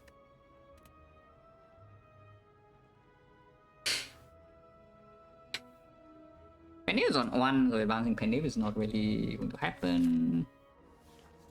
This collector fight is not comfy, just so you know. It's not that uncomfy, but you know, it's also not that comfy. I think I played the line take 0 because it doesn't debuff me turn 2, but would be a really big mistake. It still doesn't debuff me this turn, and I'm taking a giga hit. Thanks. Thank you, Seko. Not that we draw bluff this turn either way, but you know. Today Inflame Carnage really extend debuff. Extending debuff with 2 shockwaves in there. Yeah, probably just play Inflame Carnage. But chilling? Yeah, very much chilling right here. I'm like dying every floor. With bites, by the way. But yeah, ignoring the fact that I'm dying every floor deck too. With bites. I'm chilling otherwise.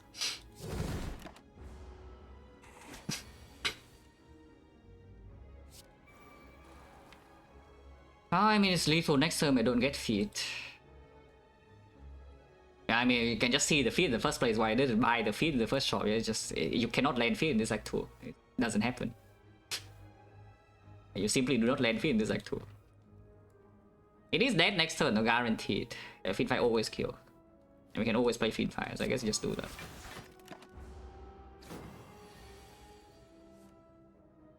It's here to taunt me, because we cannot play the feed. I mean, we can play the feed for the head dip. They cannot feed for HP. Unless you use this potion, which I would not. 26, yeah, it still kills if we play both attacks, so let's play both attacks. Advanced Penny a little bit and heal 2.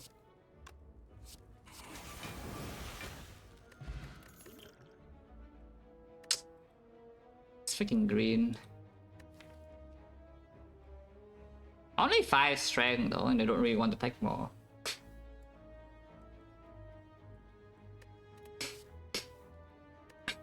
So it's 2 energy deal 39 after setup, yeah. But it is a big penny target. On the other hand, you can just take +2 because this guy is still worthless in early turns. And then after being fully set up is like okay, but it's not that strong because you play like Twin Strike Bite for 2 energy. Not that much weaker, you know. The other thing is 39 damage, so Twin Strike is already and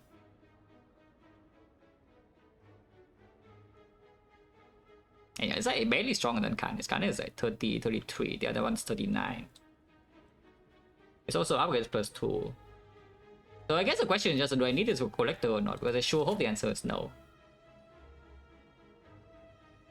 And are we going to the question mark or are we going to the thing? Question mark and draw, you know, the good events are still there, but you know, a lot of bad events too.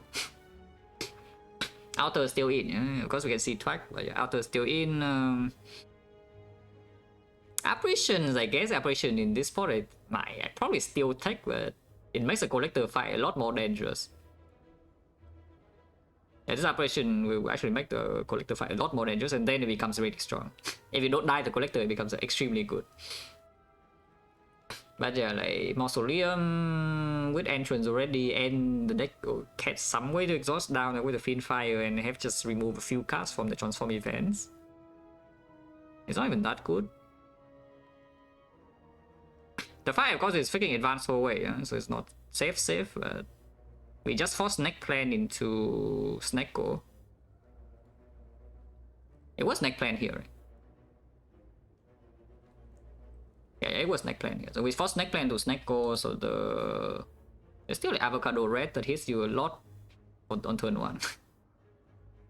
As like triple counters, you have Dominic Entrance, like a backcore with a couple of Shockwaves is probably okay. Better opener a little bit too. And the whole way is just bad though. The whole way is pretty decent value, but it's also extremely dangerous still. Everything's dangerous. We want to hear and see outer, and suddenly, even after resting, my act is not even safe anymore unless you take the decay, which also makes the collector fight not safe. Everything sucks. You just put 2 though.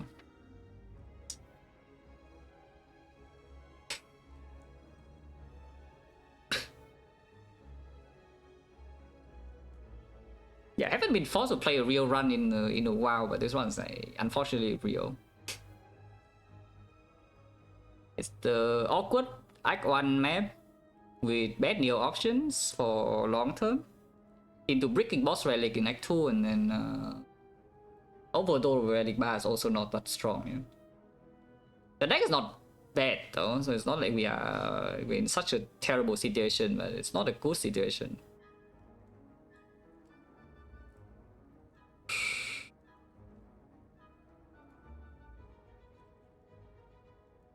How's one going? Very uncomfortable, even though the deck has a lot of wood cards. It's like really uncomfortable. I mean, in theory, nah, this deck cannot really store the Avocado, no? It's like, I was about to say, in theory, Avocado and red, we can full heal, yeah? But like, how true is that? I do have Smoothstone armaments, but weakness eventually runs out. If I play the Inflame, I cannot replay the weakness so easily, because Avocado does get through his plated armor, and then we have Pendant.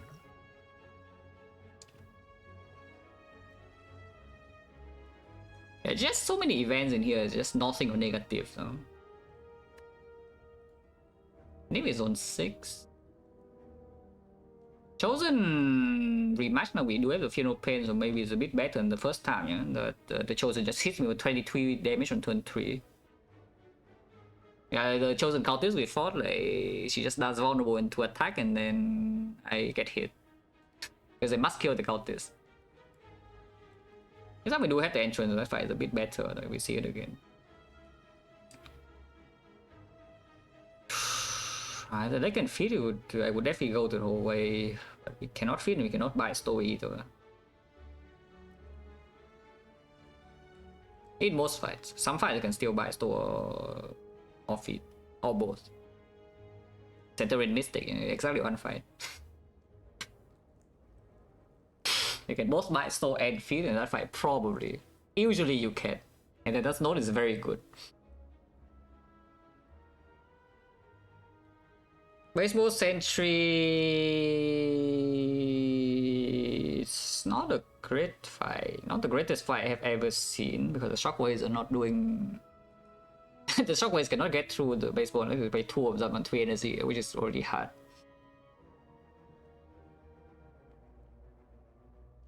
What are the bad events? Bad events... Outer, Mausoleum... Visual Dagger. At this point I would claim that it's also bad. It's basically an empty node.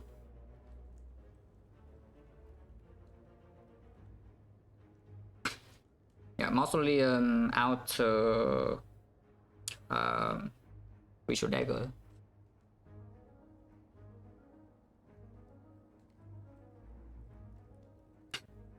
Everything else like slightly positive to sometimes run winning, but so many bricks. You know what happened? I bought the first one and I saw a free one next floor and then transformed to the third one. So, you know, sucks to be me.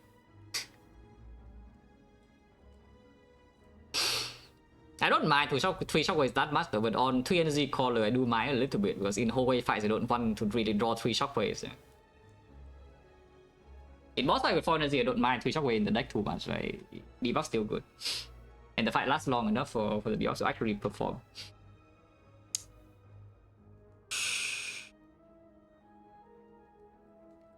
It's just the bad case of both nodes are just kind of the same. Like walk into the node and get owned. Because I can go to the question mark and see outer, or I can walk into the fight and see avocado red that I cannot store and I'm just taking 20 damage. It's the same thing. I was watching with saw feed a couple of floors ago, so not that high. By chance, not that high at all. On benefits, yeah, at least 2 max HP, at least. And I guess you cannot potion outer, but you can potion avocado red, yeah. So I guess the next question I should ask is that do I need the event high roll or not from here? Like how dire is this run if we just walk up the spire? Because right now the position is still not bad, we don't die the collector straight up. I think top priority in here is to just not die the collector, yeah. That's all I care about at the moment. So what is more likely to make me not die the collector? Is it the hallway or the event? Because probably that means the hallway fight is safer.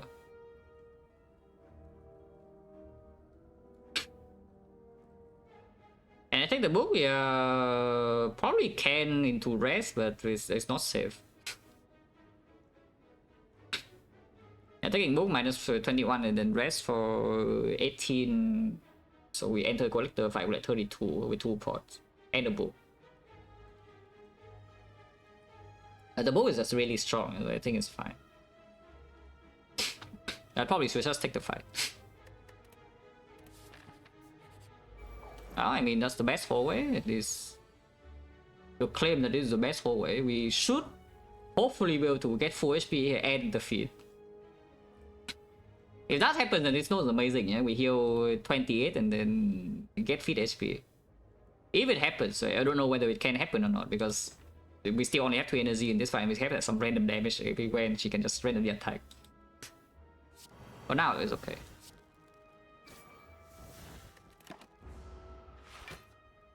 Yeah, like this one, this guy can attack. We can feed fire to death though. If I feed fire now, I have no buys in the deck left, but I don't care about the inflame damage at all here. Yeah. So we can preserve one bite to make it less annoying to store her later. Otherwise, I have to full heal with 1 bite in the deck per deck cycle. That seems terrible because eventually she will just attack and I can break. So 45 plus 10 is lethal, which means we can do single bite to feed fire this guy's dead. Now we start stoning her. Okay, she buffs this turn, that's already not good by the way. Carnage can be let go, yeah? I don't care about Carnage. We'll play Iron Wave probably instead, but it doesn't matter too much. Yeah, she can 8 strength already. So I don't know how long we can really stay here, but you know, can try.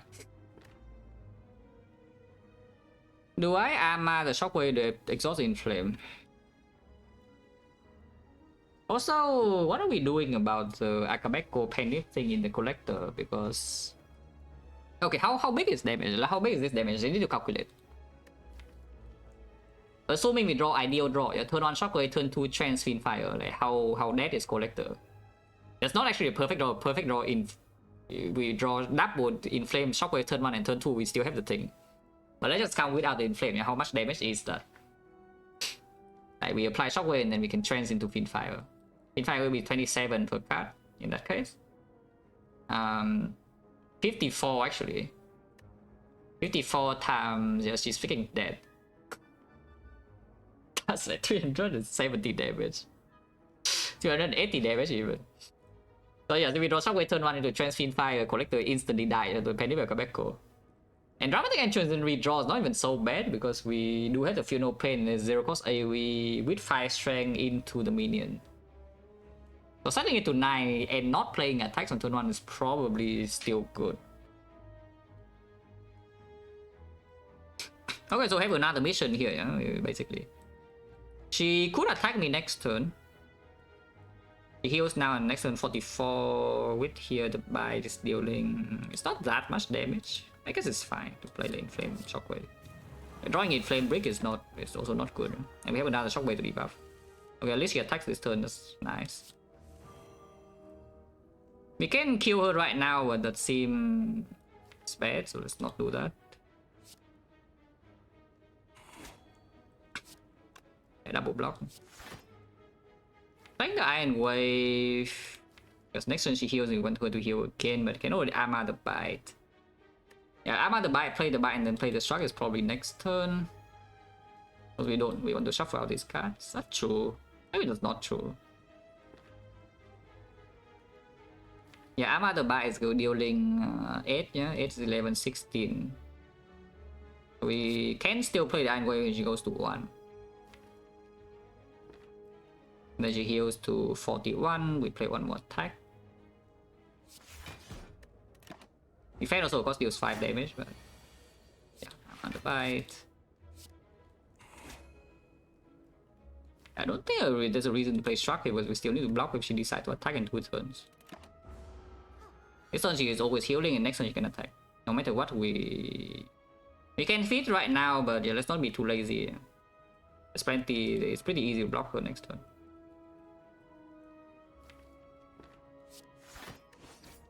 I will play that though, so that we can play a bite. Just buffing again. Good Shockwave here, but Shockwave after this turn is not so easy to play. You could Shockwave into a bite, or you can do double bite plus now. Maybe double bite plus now is just cool because we're almost full already.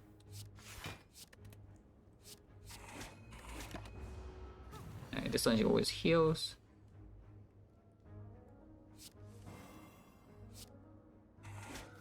Armor just doesn't land with the feet though.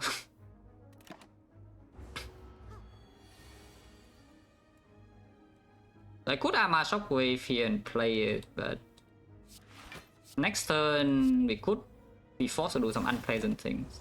He is weakened with this. Okay, I did draw 3 defense. Can we kill with the bite plus and do a feet plus here with vulnerable? Like Armor feet and then bite feet, yeah? I would not be full HP, but it's like full enough. And this is 16. This would be 15, 22, 38. Not quite. I have to go back again. Huh? And I did not draw the thing. Ah. Oh well.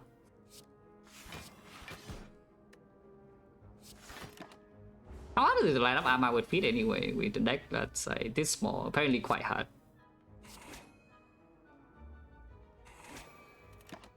Sometimes I should have quitted the thing.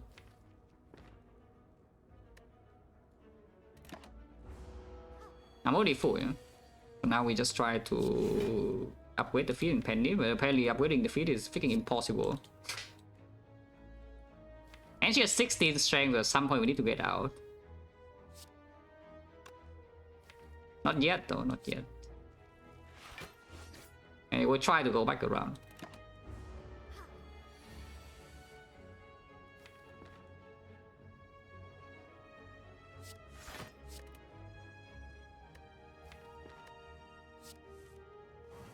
Okay, next time it always happens.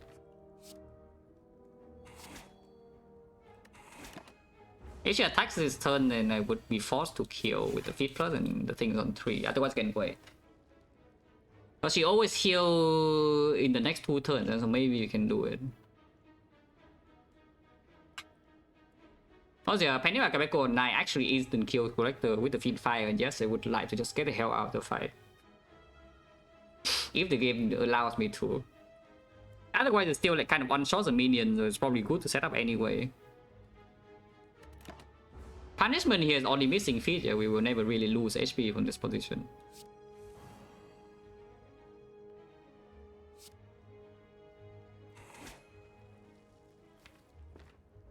He's healing again next turn. I don't want to actually upgrade the Iron Wave because it deals more damage, and maybe that's like, awkward. Oh, actually no, she attacks. Oh, I thought she can still heal when she attacks. Ow! I mean, it's fine. We only lose what 14 here. Unless you play uppercut. If you play uppercut, then it's -8. So it blocks more than this, but then you cannot play bite. I guess there's no bite in here, so we have to wait around anyway. Oh well, we heal a little bit more. Yeah. Next time we're not playing attacks anyway, so uppercut is fine. And she goes to 21 and I'm taking 12. So 2 bites would be full HP. Ow!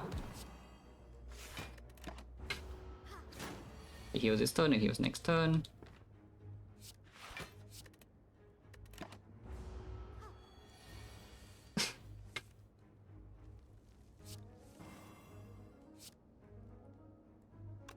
She could attack again next turn, no? And then now is like really annoying. There is unfortunately no lethal here though. Even if I try to lethal with the feed, I cannot.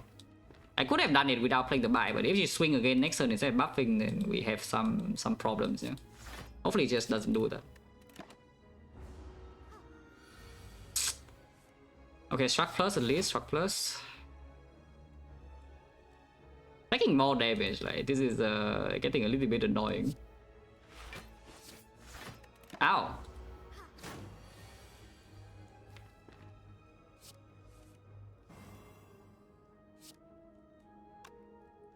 Honestly, I see that it's really difficult to go around. It's just she has 20 strength.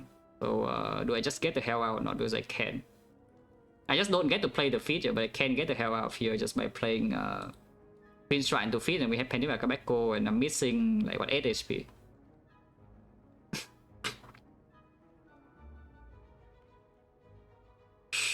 I cannot let opener here, yeah, we're on energy shot.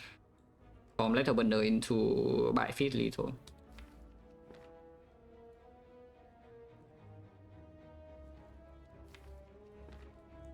Yeah, I think Penny is more important, so we just do Twin Shrine to feed now. Get out here. Headbutt. Is headbutt good? It has one very big target with the Trans Plus that keeps happening over and over. The other target would be on the feed. That's more quality of life, yeah. Of course, if we are trying to line up the Penny Kabeko thing, then headbutt is not a good draw on early turns at all. I think Trans is so incredibly strong, the holy crap. It's like Trans Plus is my only draw on this deck, and suddenly here's the card that can pull it back again over and over. You can just keep shuffling, keep redrawing into this thing and then draw it again. Probably should still take first headbutt though. Could upgrade armaments, could dig.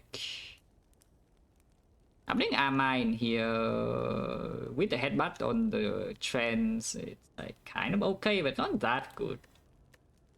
Okay. Wow. Thank you. Oh?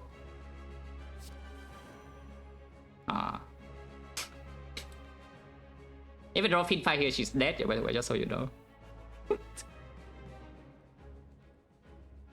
If the Trans drew into Fin 5, she's dead. This hand. Without it, then the damage is not that high. How high is it? Whenever Kabeko no strength, yeah? So it becomes 27. 54 times 4 is only 200 and something.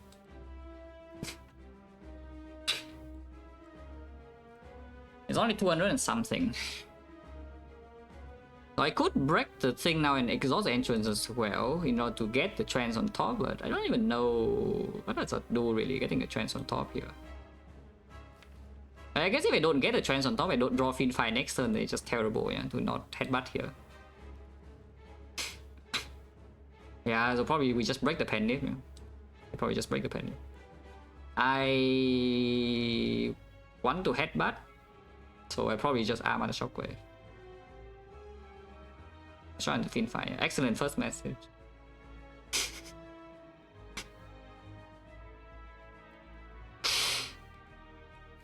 Thank you. Yeah, I'm a shockwave and then play Headbutt entrance.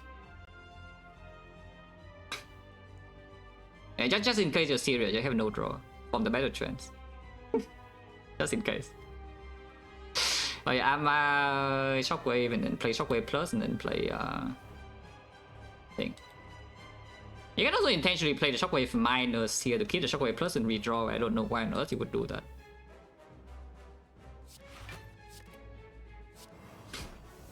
Oh yeah, Penny Quebeco 51 here, just make a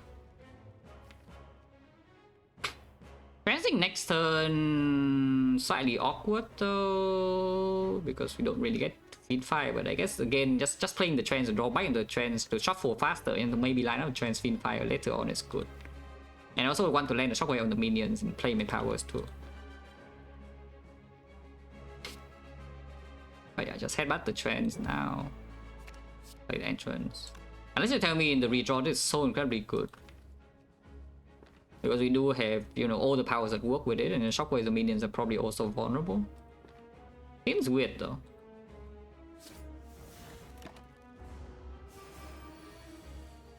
Yeah, we did not draw the Fiend Fire anyway, yeah.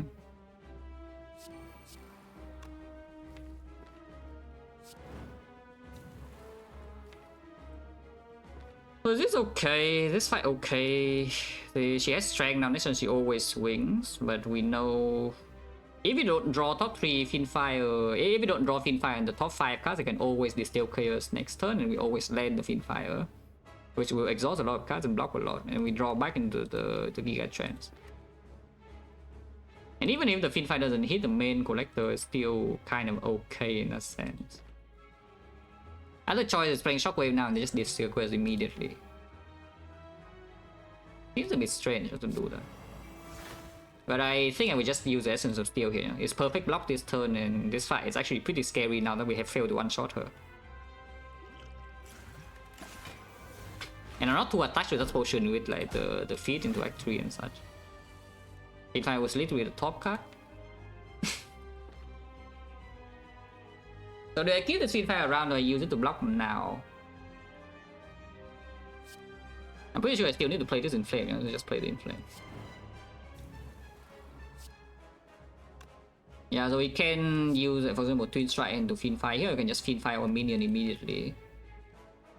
The problem with using the Fiend Fire now is that they just don't have damage after, though. It's still good now if the Carnage hits on the minions one shot. She is permanently buffed and have 5 strength, yeah, but this fight is not even close to being solved. It's quite far away from being solved actually. It already has 5 strength, the minions are not so easy to get rid of here in this position. So do I also Gluck another potion, because this potion right now is before I'm debuffed, so it has the most value. And I know exactly what it hits. I don't know where it will hit, but I know exactly what cast it will hit.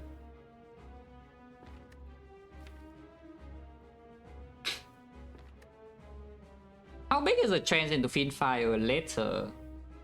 Let's assume it doesn't land until I'm weakened, yeah? Because maybe it's something like I draw the trance and headbutt the trance after lands on the Fiend Fire, but then I'm really weak.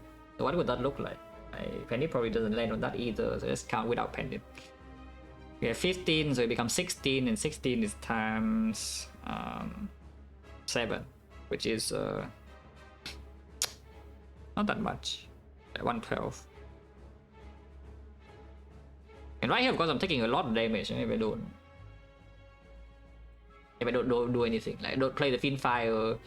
You could kill a minion and block 6 here, so I block 10, which means we're taking only 18. Maybe 18 is okay to keep the potion around. Still pretty healthy, we can take at least one more attack, and I do get rid of one minion. And next turn she does do the debuff. So we shuffle out a couple of base cards and can attack her with the Carnage Plus here. It's probably okay, right, to do something. Let's not panic too much, because again, endgame position in this run is not super simple, even with the feed HP and the bite. And the Disilkers in Act 4 is just a massive thing, especially when, you know, sometimes you even have some one-shot ideas. There's not that much damage yet. I mean, Headbutt the Trance, we already say that is like the thing to do. And yeah, as I trans into Fiend Fire next turn. She is still debuffed, the minion is not, though. We can get rid of the minion now. Or we can just ignore the shockwave altogether, that is also fine. Jolting her process at 9 months, special lock. I'm pretty sure if we just headbutt trends and we don't bottom deck exactly Fiend Fire next turn, she's like basically done, no? Because that is blocking enough for one attack and then she barely has any HP left, even if we don't kill her immediately. But I'm also fairly sure that I need to play this Carnage here. Yeah, headbutt on the trends always happen. I don't think I get rid of this minion though. But I also don't think that play Shockwave either, so if she resummon, she needs to die fast. Yeah, if she does resummon, she needs to die fast.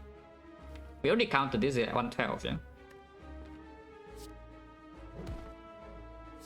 Carnage here.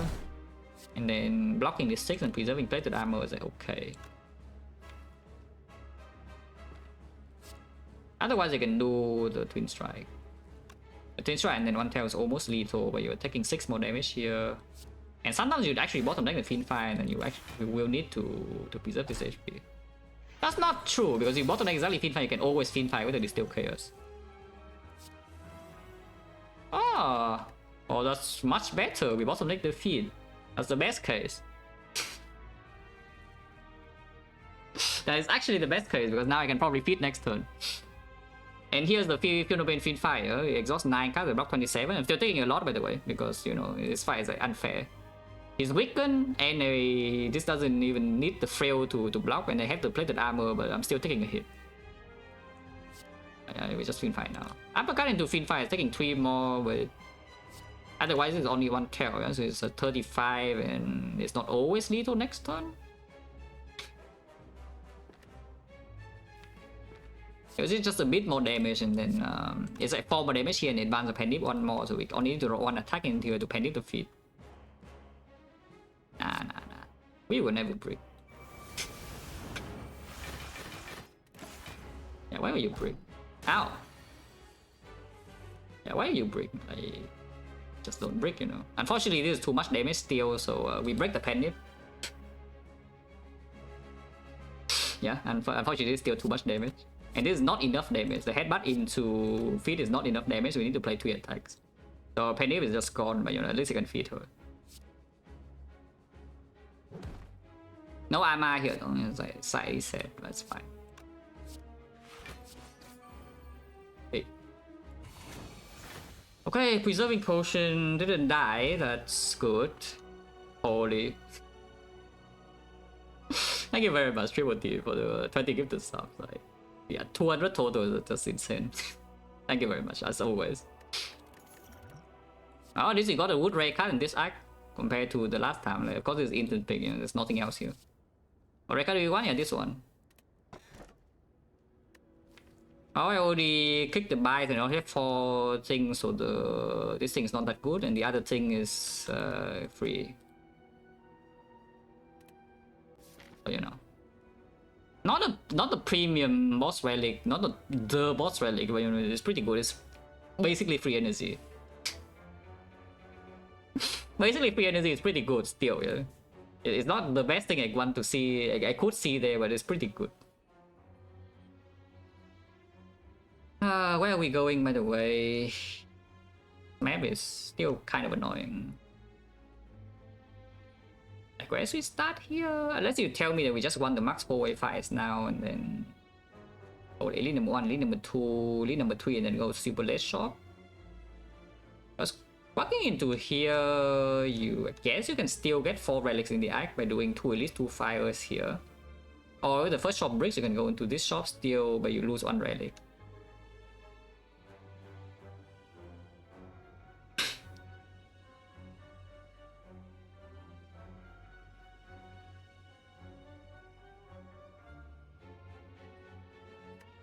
Owning armaments? I mean, yeah, sure. Armor upgrade would be quite nice now, yes. I did turn down armament plus though. I literally took +2 of armament plus first floor back 2, you know, the armor plus would be quite nice now. Maybe.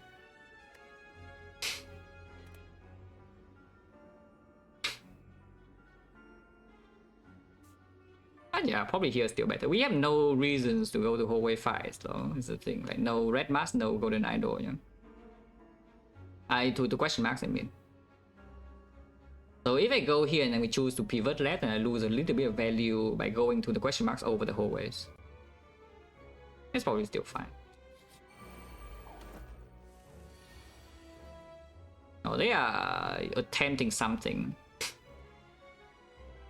And and my 3 shockwaves are not in hand, yeah. Of course, we can buy ourselves back up here, but it's not like super pleasant. If we lose too much HP, that is fun load. What am I actually doing? Of course, we can instant kill one of them right now.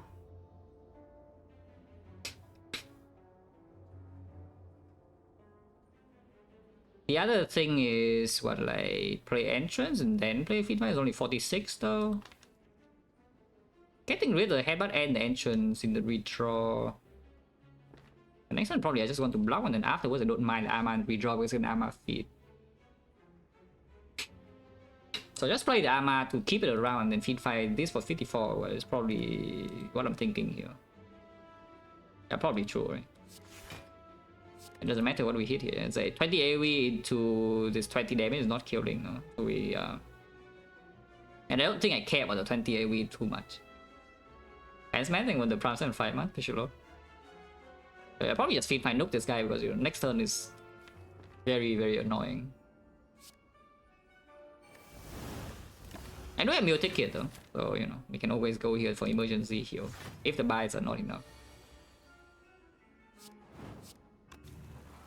This deck still for the most part draw only 5 cards per turn, you know? So it's like a little bit uncomfortable. We do have Offering and the Battle Trance, and you know, all these cards are okay to draw, but they're not premium.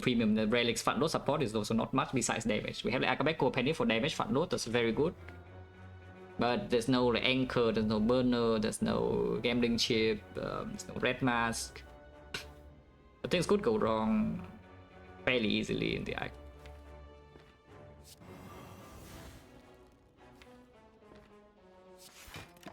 This guy revives now, these are still full HP. At least we have 4 energy.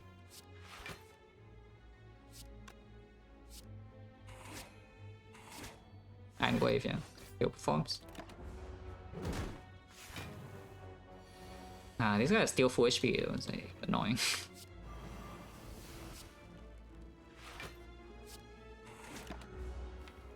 I think I can Offering into Trance at least, so that's a good turn.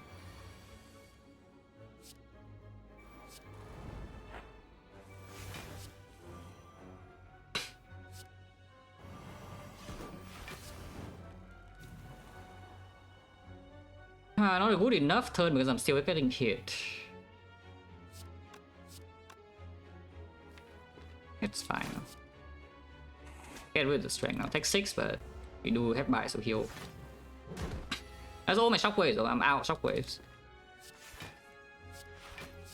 Yeah, I am out shockwaves. So when they revive now, they don't get debuff. So we can buy heal here into feed plus, hopefully.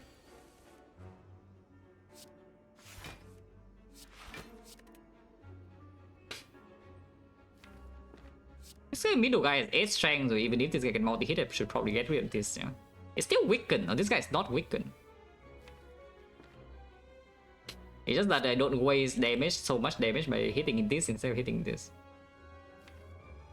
I think it's still weakened and cannot multi-hit, I'd probably just leave this alone.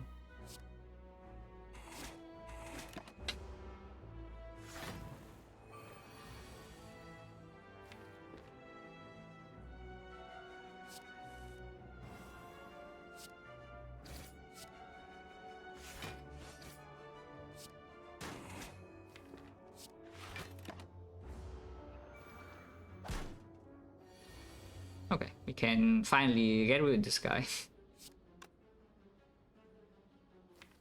Not convincingly this turn now.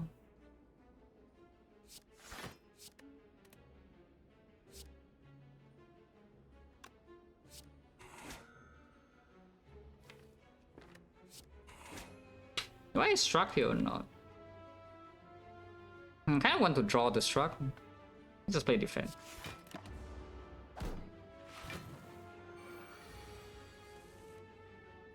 that's fine. I mean, yeah, buys are doing buys things. They're not so bad.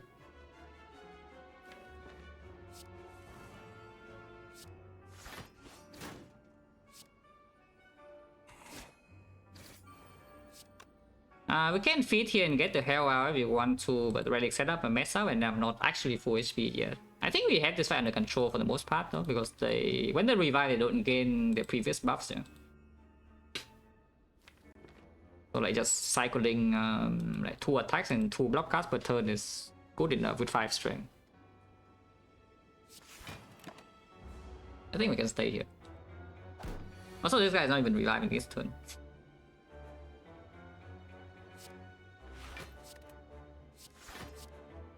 And 26, it doesn't die.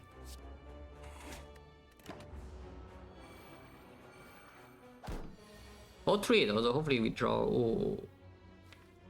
That is not a good thing to draw this turn. So I guess we take 6, yeah? Instead of trying to kill this to save HP, and then next turn everything sucks. I think I should just be playing uppercut double defense here. Take 6 and we heal back up with the bites again.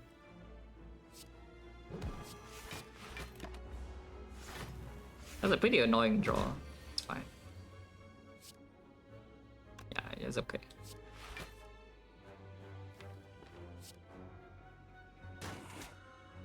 Not drawing the trends here for letter opener is also slightly unfortunate, but it's okay too.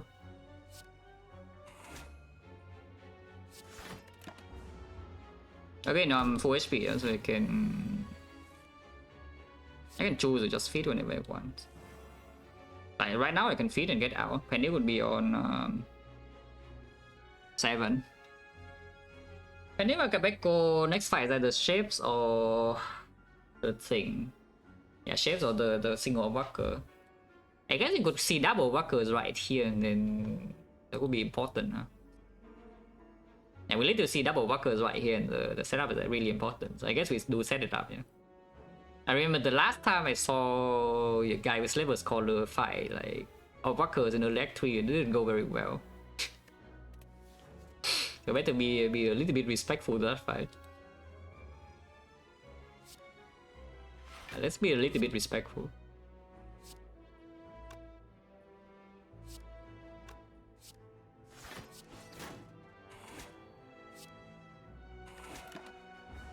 We attack is also clean. Probably not though, unless the top deck exactly trends here. Not quite. Well, we go around, yeah? Because this guy revives now, so it's impossible to kill with only 2 attacks. Actually, we need to kill with 1 attack, yeah, okay, that's not a thing. We have to go around again, that's fine. Controlling this fight from here is not so difficult.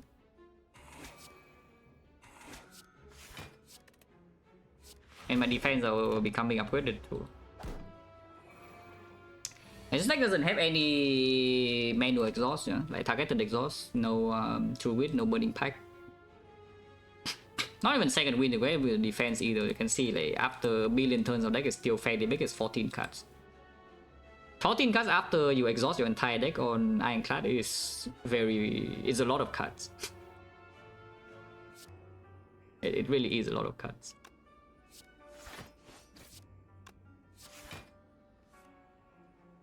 If you want to, you can get rid of the thing now and get out on 3, but why not? You would do such a thing.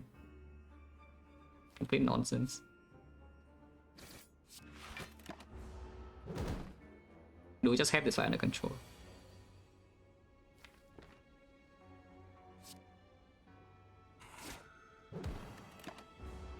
Yeah, every turn we kill the one that's reviving. Yeah. And put the other one down to lowest HP. Actually, letter opener here is probably cleaner.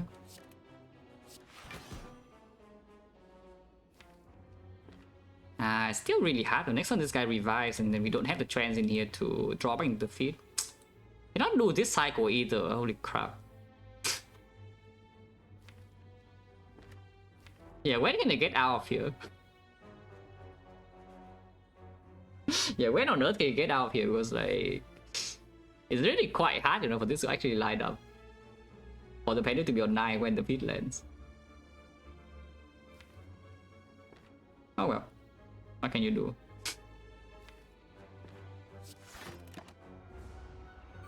Pretty sure it does instantly kill this, maybe we can do something about that.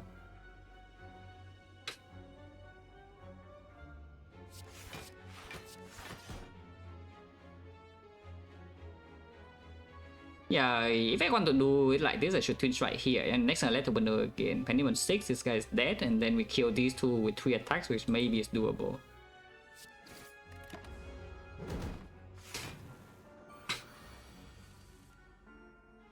Drawing the feet here is already putting the dreams to rest though. Actually, we have another dream. I could struck into the trance and then we actually get it next turn. Just do that then. And just do that. Let's struck into trance next and then trance into feet and we get out. I'm free.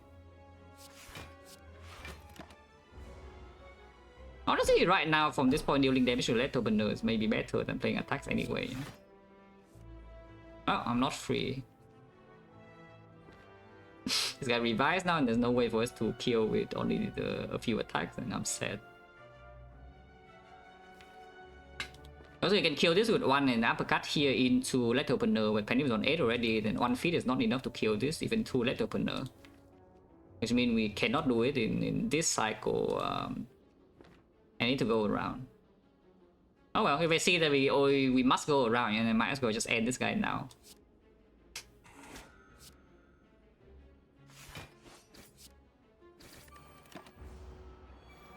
Yeah, we must go around.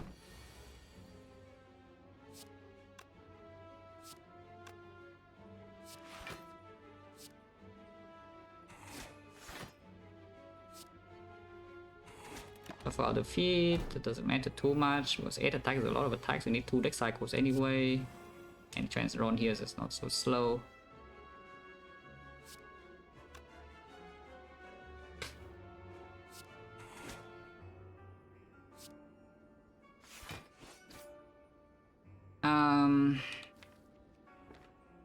Oh, this is almost good, but not actually good. I guess I leave it like this. Huh?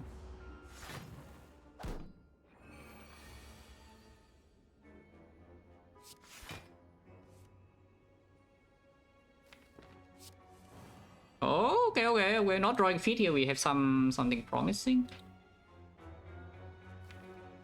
Because yeah, we can play 3 attacks now. We can play 3 attacks next turn, yeah. And that is pending on 9, so we can figure out a way to have it be perfect lethal, and we are finally out. So I can play Iron Wave here and 3 attacks next turn. I need this to be alive and gaining shield though. Yeah, we actually need this to be alive and gaining shield. If that's the case, then oh, but then this is also so basically buy 1 shot here, yeah. And then we can play Iron Wave here into bite here, for example. So this guy is dead. This guy is on 1 HP, which dies with 1 twin strike next turn, and this guy is on 14. Oh, that seems good because bite is 13. So double bite plus doesn't kill, it leaves on 1, and twin strike still killing this. Okay, it's perfect. We are finally free, guys. I think we are finally free. Yeah, just bite plus here. Yeah, this next turn is perfect. Yeah, now I just see nothing in the question mark, and then the next fight just some shapes, and this this setup is for nothing. You know. Yeah, this setup is simply just for nothing.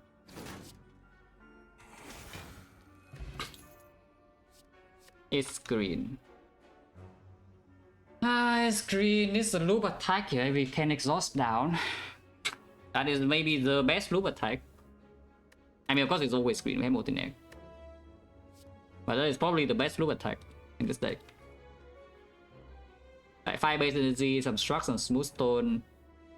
And then we do one of the cycle for the loop is the struck. All the promos are green, so you can do like promo shot and the body slam. There's quite a bit of damage as well. Or you can take +2. But I think I do just take a body slam. Another potential brick in Act 4 though, but we still need more hard damage. I mean, you can see the collector fight output, boss damage output is simply just not there yet. We do kill her quite fast. We kill her on like turn 6 or something, but that is not good enough, yeah. And it's fairly hard to scale the next damage from here. If you don't take this, then you should probably take this, but I think body slam is easier to make a real attack than this one. Wait, what? Wait, what was this message? I mean, it's okay, it's not bad or anything, but somebody just randomly got shot, you know, in the chat.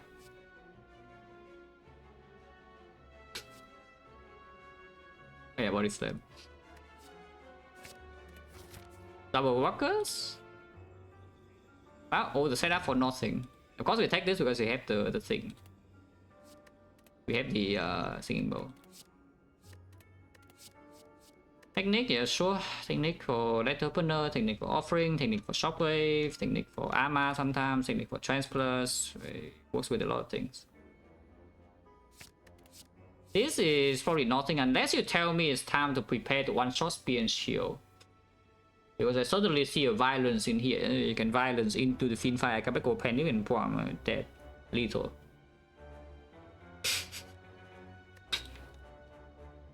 There's no way we need blind, right? I mean, the blind is only for boss fight that lasts extremely long where the 3 shockwave runs out, you know, somehow, which is the awakened one. That's about it. I mean, maybe time eater, but we still have the uppercut plus for time eater as well. Eh?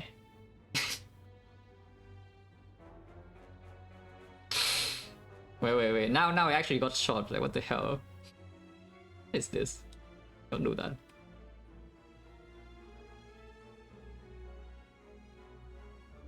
Holy.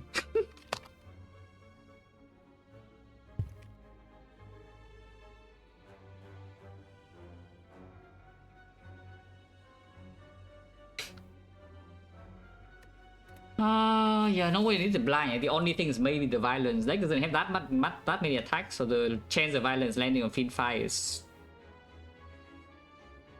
not low.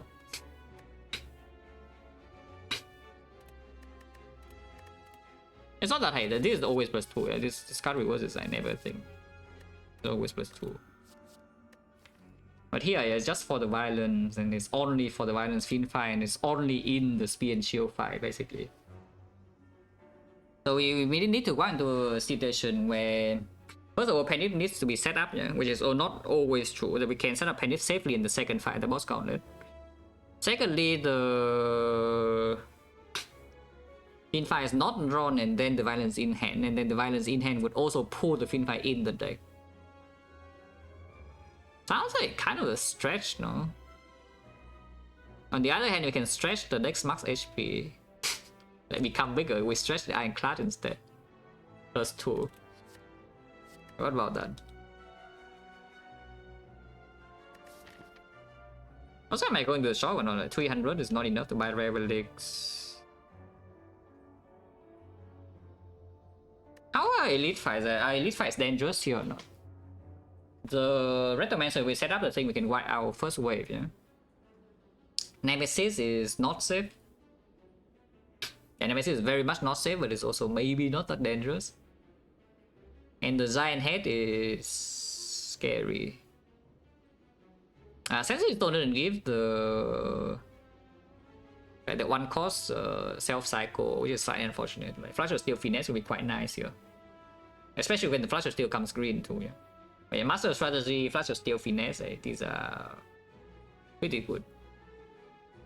None don't show up. I guess the nice thing about having violence with the same hand as Fiend Fire though is that you can also pull 3 garbage attacks to burn away immediately. There's a hand field for the Fiend Fire, and then we do have the Fear No Pain as well. So Maybe it's fine. This card does sometimes have very good usage in speed and shield, and the other times not actually negative in the deck or anything. It's still a little bit positive. It's still a little bit positive, so it's probably fine. Am I shopping or not? Because shopping now I cannot buy rare relics. So there are some absolutely premium stuff we are missing out. Yeah. Going this way, I fight 2 elites, and then we shop. Or if we are extremely rich by this node for some reason, then we can go to this shop and then ignore 1 elite. Yeah, we go to this shop and this shop is bad, we go to this shop again. We have buy Fusion Hammer, probably can go left. Transient? Nah, Transient is probably fine. We have like permanent vulnerable. Can nib a little bit, 1 turn offering. After we set up 5 strength, it should be fine, that fight as well. And we do 4 base energy now, not just 3. Like 3 energy is very scary, 4 energy is maybe not that bad. It can go bad though, like of course, this deck can brick. This deck can easily brick in a lot of fights, which is uncomfortable. That's even more reasons to take more risk in Act 3 now that we still have by sustain. So we go left. I mean, rare relics is rare relic. Unless you tell me it's time for buy straight to become useless because you upgrade all cards and die to the offering. It's just so sad with other characters you can instantly while click this button, you know, Ironclad, you click this button, you just die your own cards. And then you are sad. And this doesn't do anything, we don't have enough shop. And of course you cannot remove the normalities so easily. Oh, a lot of things that can, you know, be like insanely powerful here. Hopefully we see one of those. Wish list, yeah, like that branch is probably number 1. But besides that, this Pocket Watch is probably number 2. I don't know whether Pocket Watch or Burner better, but probably Pocket Watch is still strong in this run. Because the deck is not totally... Yeah, the deck is not strong enough to convincingly set up Burner in every late game fight yet. So probably Pocket Watch is number 2, and then yeah, some gambling chip Burner like 3, 4, and then we get some crap. Yeah, number 1 is definitely that branch, because that's like not even close. I don't think there's anything as strong as that branch here. But okay,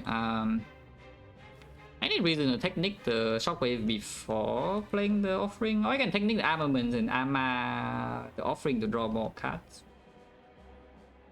Probably not, right? Because we can react with technique and technique violence as well sometimes.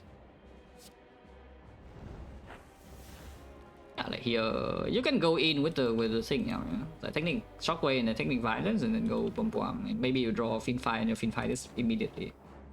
I kind of want to feed though. I also don't want to take damage next turn, however. I did not draw the fin fire, so our plan is unsuccessful. There's a lot of damage still though. 114, 90. Those are big numbers. It's almost dead already. Good one. We also get hit for a lot, but at least the shockwave is going in. And I only take 6 here. Don't know whether playing the Inflame before the thing is good to set up the Pandemic again, but it didn't count.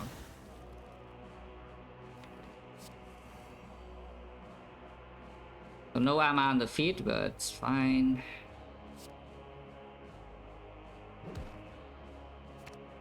No armor on feet, it's fine.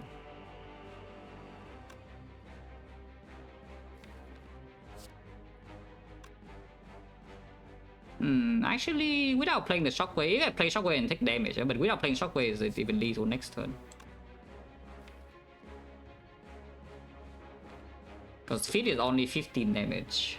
So like I armor the bite here, it goes to 13, and 13 is 19, 19 to 37 is 20, and 20 I don't have the guarantee letter, but no, they could draw a burn here. Or I draw an attack that deals too much damage. So to guarantee lethal next turn, I would need to take 4 here, like lethal and Akabeko.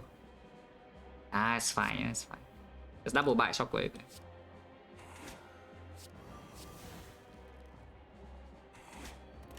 Yeah, and feet is 22 damage. Top deck armor? No. And they top deck an attack, though they could have played the other line last turn. But yeah, Penny Akabako set up for the next fight, and we feed and get a red relic. That's a good note. That's a lot of damage. Yeah, it's actually a lot of damage. Not exactly what we need to solve this run, but damage is damage, you know. And maybe I can kill Spear and Shield. Ooh. Yeah, all upgraded, yeah.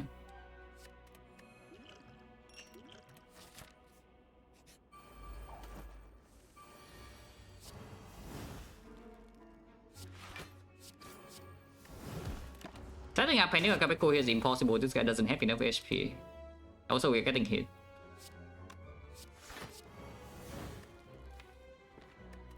Ow.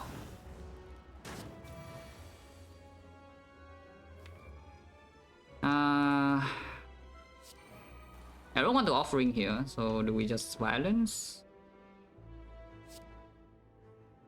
Can trance, but yeah, violence probably better. Did not get the feed.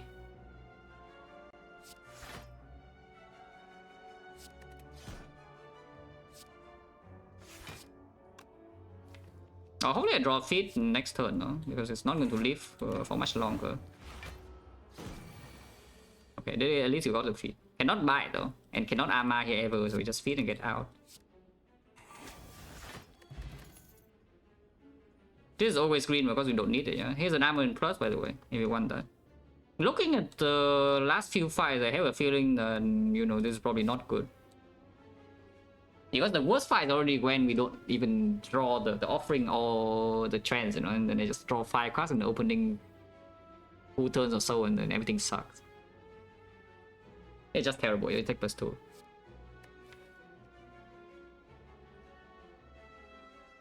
Unless you say that the deck doesn't have enough maximum output to win, and we need this card. I sure hope that's not true. Here's Transient that some people were scared of. If we draw like this, then maybe I should also be scared. I mean, offering turn 1 is good, but you know, offering and Fiend fight together, there's a big attack, and the Twin Strike is also the best attack. If we draw all the good attacks here. I mean, we're not playing offering this fight, it's nonsense. Let's play offering. Okay, set up Inflame and Shockwave is a lot less scary though from this spot. Here's a redraw. I guess we can already headbutt some other attacks. And this opens the way to 3 attacks this turn, to Penny the turn after, yeah.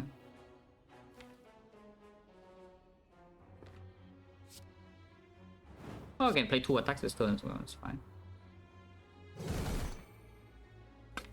Technical defend, because defend thing sucks. Or I can leave the technique in there to shuffle with 5 turns, we still... Yeah, 5 turns, we still have a lot of hands to go, you know.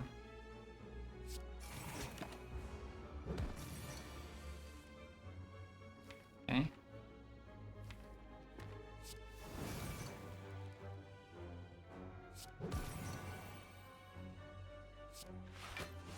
It is actually a decent attack here because it does have ashes damage.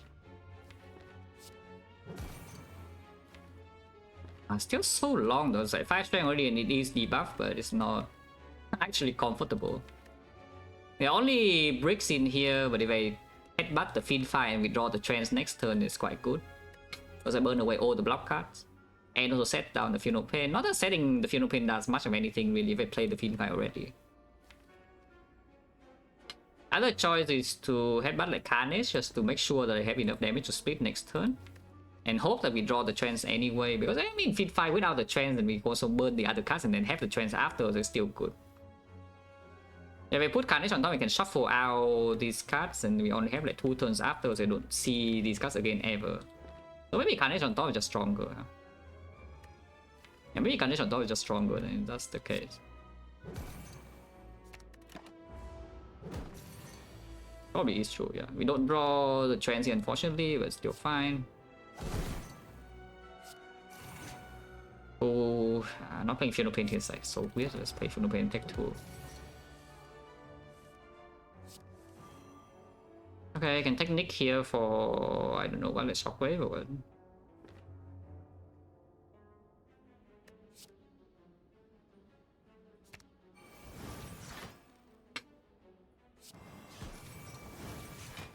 Now we can like Carnage Body Slam. And it is debuff this turn, Pendips on 6. Ow! Did not draw the Fiend Fire at the very end, and I did not draw enough attacks to Pendip, so we lose 12 HP at the end. That's fine. We did heal a bit with buys before, so like, overall HP is still okay. Elixir... Dark Embrace here in Elixir is good. I mean, that's not a Dark Embrace, but it gives us a way to actually scale in boss fights. Yeah? It is quite slow though, if the Fiend Fire is not landing on the big hand, but... This means a Awakened one. Which right now, I'm not so sure that we actually win so convincingly against. So, you know, beating a Awakened one is probably a good thing. Elixir is only if I see a Dark Embrace, or I see a big hand with the Field of Pain already in play, and we can burn the deck very fast. These cards are just, these potions are a lot better to react to some terrible hand, yeah? Yeah, this is good if I draw a good hand, but if I draw a bad hand, it's not doing like, anything really. And we already have the Fiend Fire to do the same job in half of the time. Yeah, probably not. Elite over Fire, some risks of course, but we do have 5 energy in these floors, and there's a Burning Pact now. Still extra go, yeah, extra go is good. Because we go to 1 or 2 shops here, depending on how much gold like, we have after these nodes. Romancer, the thing is set up, so you can see right here that it's freaking one shot. I mean, I love one-shotting necklace. You know. We'll get over this turn still, the Awakened Potion here if you know, it's doing it. Technique for Offering seems fine, and technique for the Trance instead. Just technique for Offering and then see, yeah. Can already kill her by the way with Liquid Memories because we want to not potion at all in this Act 3.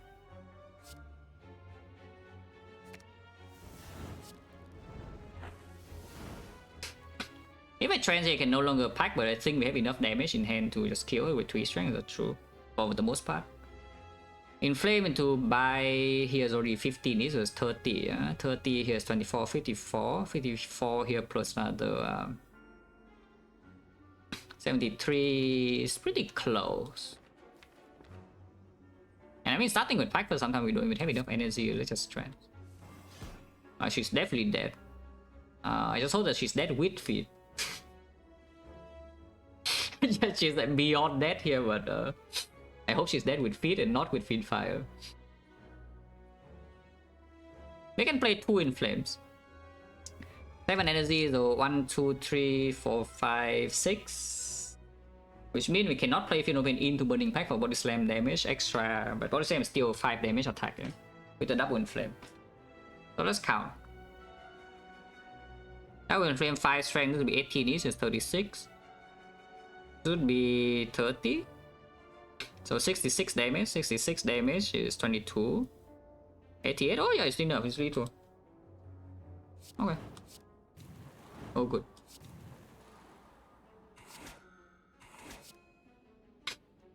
Yeah, so this is like 5 off, yeah, with the Body Slam dealing the 5 damage. In fact, you can even deal 3 more with the Burning Pact. Because you can pack a card and it deals damage with Ashes, but Feet here is already killing. That's good. Okay, no potion use, and oh, that is very, very sick for Act 4. Infinite. Cannot escape the infinite, no matter what you try to do.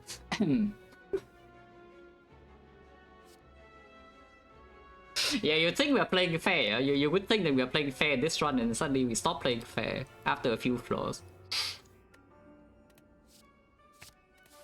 Infinite. I mean, it's just a good attack. Like, even without the infinite, it's simply just a good, very, very strong attack when the next damage is not really in place yet for the end game. The opponent strike? No, we have not. And yes, the opponent strike would be green now and 5 energies. Of course, it would be picked, at least the first one. Wow. I mean, I did get a Reveling out the event, so I cannot complain too much. And the Sensory Stone was okay. It's not that good, but it's okay.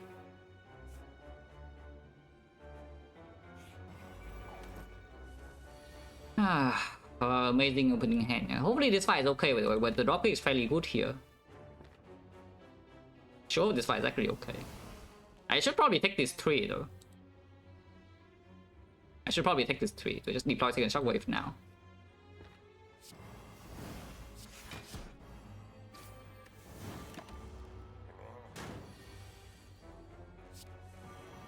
Holy dropkick. But actually, this dropkick allows me to penny to twin strike this turn, which is a lot of damage. And yes, I take 3 more to deal 100. 100 is quite a lot of damage, you know, 1996. It's a lot of damage, I think. Now he's going in soon, so better like die. I can have a dropkick to deal a bit of damage to not get owned by the Transcendent Offering. I can struck first and see. I guess I will struck first and see. Okay, I've seen now what. We of course play hand here, but what do I headbutt back? Because headbutting back the dropkick is just self-cycle, so it doesn't like break my turn or anything, and we can draw into offering. Headbutting the trance means the turn stops with the battle trance. Sorting with battle trance fairly quick if we don't start the hand with offering, no? Next I do have Feel No Pain to block a big hit, usually though.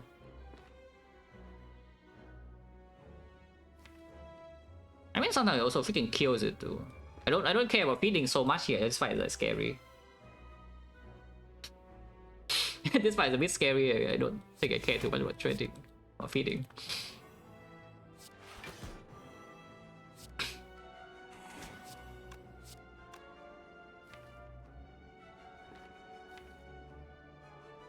Probably still trends because it trend any technique or offering in opening hands is already good enough. Burning Pact is okay, and then if it trends into some violence, you can probably violence Fiend Fight and then Fiend Fight the hand and full block. If it doesn't die to that. I guess I always harsh kills it. I don't think any streamer is like Strix non-hard. It's always hard. And yeah, the edge in the A20 edge means that the run includes a hard fight. If you're really optimistic, you have not the feet here. So how optimistic are you? That's kind of delusional. I'm wicked. No better. Yeah, that's a little bit delusional. Yeah? If I want to headbutt the feet and claim they can feed next turn. Probably not. Yeah, I think we should put trance and not the dropkick.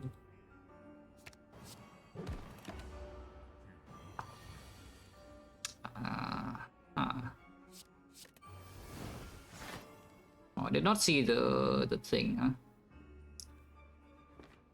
Well, I mean, we still full block this turn, but is that too much damage actually? This shuffles as well. I can just play the Fiend Fire now. If I trans Fiend Fire, I think it's actually too much damage. So if I Fiend Fire now, we can probably feed next turn. But I take a bit more. But this only blocks for 24. It deals like 115, 118 damage. And the next one can offering we lose 106. If I trans it's definitely too much damage, right? Yeah, if I trans it's no way that's like not killing. So how much HP am I willing to pay for this feat basically? We do have meal ticket and so heal 15 here, but I would like to still dig. And the cards is just attacks though. The secret technique is hand refill. Like I guess you can technique and poor defense. But the thing about playing more cards is that you gain slow stack. It doesn't even make the damage go down. You lose card in hand, you gain slow stack. Your Fiend Fight damage roughly stays the same.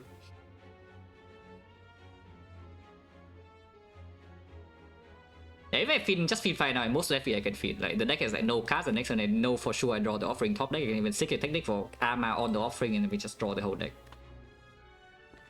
I just survive, will it? This thing here is pretty slow stack, so it becomes like 20.8. No, it's more than that. Yeah, it's like 21. 21 times... Actually, no, yeah, 21 times 8. 21 times 8 it actually lives. The problem with that is that I don't have to feed next turn though, because I draw into these cards and then Lethal also 5 damage. Actually no, Ashes. Freaking Ashes is burning 9 cards of 27 more. So it's like 21 times 8, 160, 168, 173, 200. And I cannot even play dropkick next turn, otherwise it dies. So I probably will miss the feed. I want to feed, I want to feed. Let's feed. Let's feed. This would never go wrong. Like the worst case is that I miss feed next turn after playing this line, and I'm just sad. But I will not miss feed, right? Right? The technique for that man now, because that is what I want to pull anyway.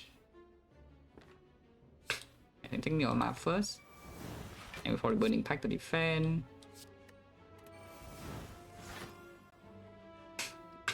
And your Arma the offering, yeah, and then play it. If I miss feed here, I would be like extremely sad. We don't need to draw feed now though. But yeah, I didn't draw drop kick or the struck here to upgrade the feed, so I guess we have to settle feed minus, but that's okay. Still feeding. Unless they tell me we wait, because next time I do have Psycho 2, so sometimes we can draw into Arma and to feed together. Okay, sounds terrible. Let's just feed now.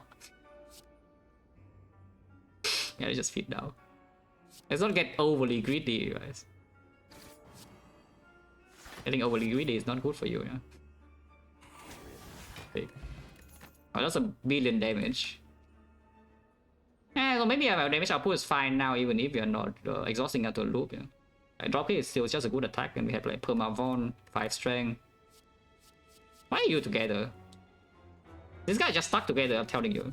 I guess the last time this show up with the Feel No Pain and not the Dark Embrace. Why are you together? Where's my elixir, by the way? Just asking for a friend. Where is my elixir? I know for sure this is stronger, you know, with this being picked, but it's quite sad that this is not in my deck. But this is like a billion, I mean not a billion times, it's stronger. This is just stronger. Yeah, where the hell is my elixir, by the way? I had to key this, death trap. Okay. So is this enough HP or not? Because if it's not enough HP, you can just go double shop. Because double shopping right now is reasonable. Now that I have the Dark Embrace, I can just remove and exhaust down quite quickly, even. It's not even that slow. And then always preserving potion. Because if I go here, we still have 1 mil ticket, but I still have buys. Like, come on, have buys. Like, what can go wrong, really? What can go wrong? And we are not that rich. So like, triple shopping in here is probably not actually good. Like double shop into another shop act 4, there's not that much gold.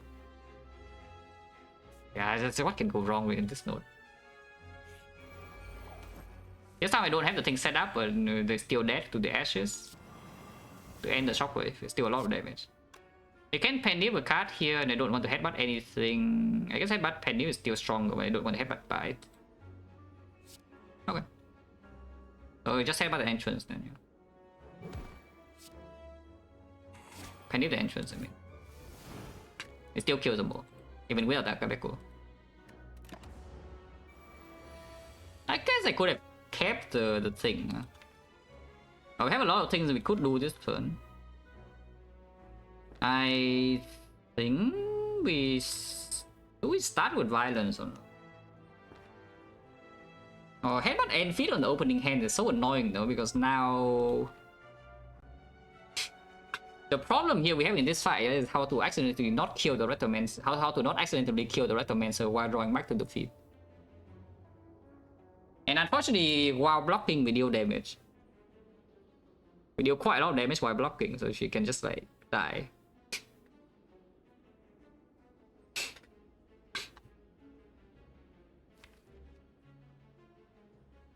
Playing the violence first and technique for Arma offering and then just Arma 5, draw 5 is probably just good. Okay, fine. Oh, we can kill her right now, everyone. I kind of don't want to do that now. If you want to kill her right now, she's dead. In fact, you don't even need to play the offering. You just feed 5, she dies immediately. Like, kind of feed 5 is lethal. But yeah, I don't want to kill her now.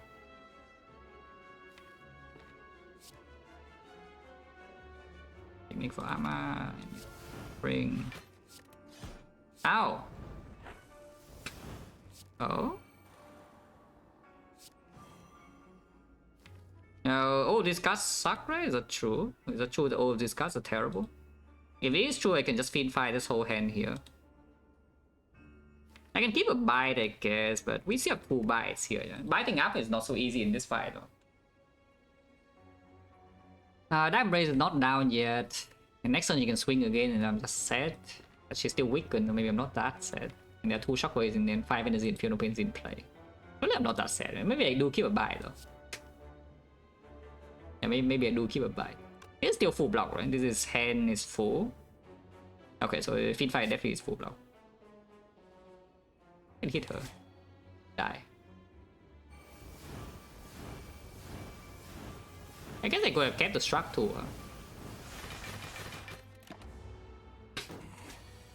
Resummoning. It's pretty smart. And I bottom deck my Dark Embrace. That's okay. I hope it's okay.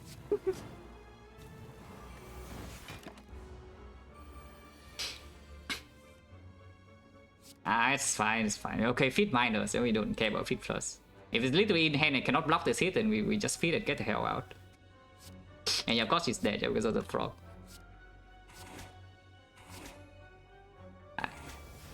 Feed. +2. Recall first in case something goes terribly wrong. And I mean, digging here is also not that good because a bunch of garbage relics can still show up. If you dig here, then a lot of relics that are useless are taken out of the pool. And we do go to the shop here, so digging up a more bang is not even an advantage as normal. Yeah, we go first. The more.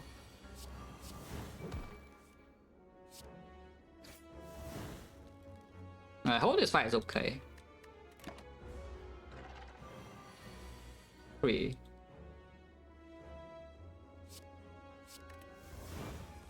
Ow!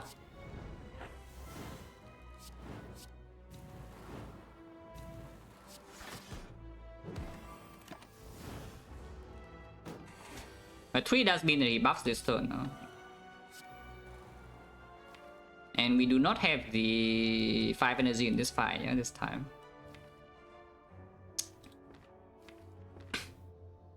Why did I play the Funeral Pain? Can somebody explain? Not too late now, though.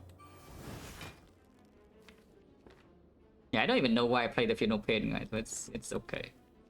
Do we even need the Shockwave draw here? Because I could see doing... How much damage is this? Okay, it's too much. So, but we can reduce the damage by playing another attack before.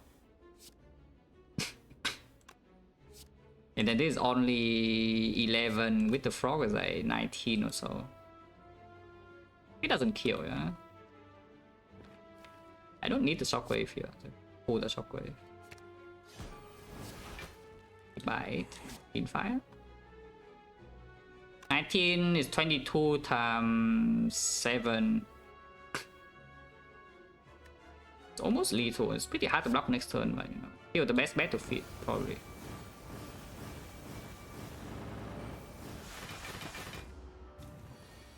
It's only doing the small hit. 17. This relic's terrible.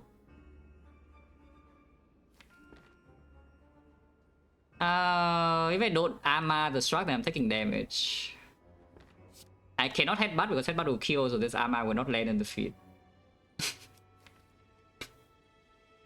Yes, I just draw feet down, yeah. Just draw feet down.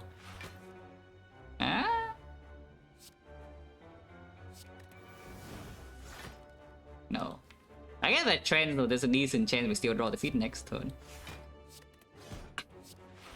With the armor, I can already feed.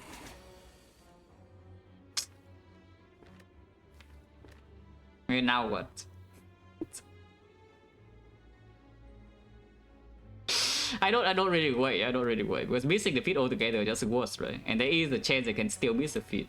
The deck is only 13 cards, but I see 9 of 13, so yeah, it could just be bottom deck. Donkey cannot be played. We can stock Shell Cycle and the Burning Pack can also draw 2 a bit, but there's just a chance the bottom deck feed next turn is annoying. Ah, small. It's fine. Huh? That's the first Pomo Strike of the run, yeah, by the way, just so you know. We have not seen a single Pomo Strike in this one until now. It's here now though, so they still pick it. They do have Dark Embrace now, and the deck is pretty energy hungry. But this Pomo Strike certainly give us... I think we already have the loop though. I can already Struck Dropkick. Yeah, I can already do Struck Dropkick into Body Slam finisher. That's like more than enough output for even for the hard fight. With the frog, right? That's just so freaking much damage on 5 energy. The Pommel is breaking the Fiend Fire Capital Penip thing. It is quite a good draw otherwise though. At the same time, it's a freaking attack. Like, why on earth you would want attacks in your deck?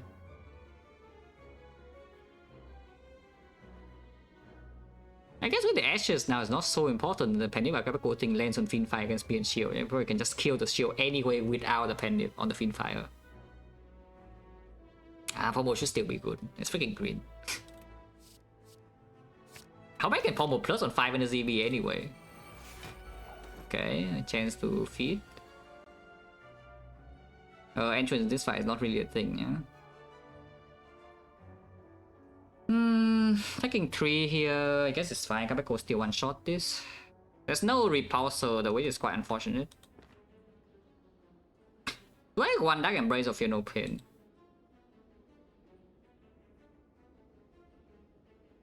As a plan for hard block, I mean I have 100 max HP, a billion damage, 4 potions, around like 470 gold unspent. So I sure hope that the hard would die to this, yeah. It's pretty rare you want to act forward 4 potions and lose.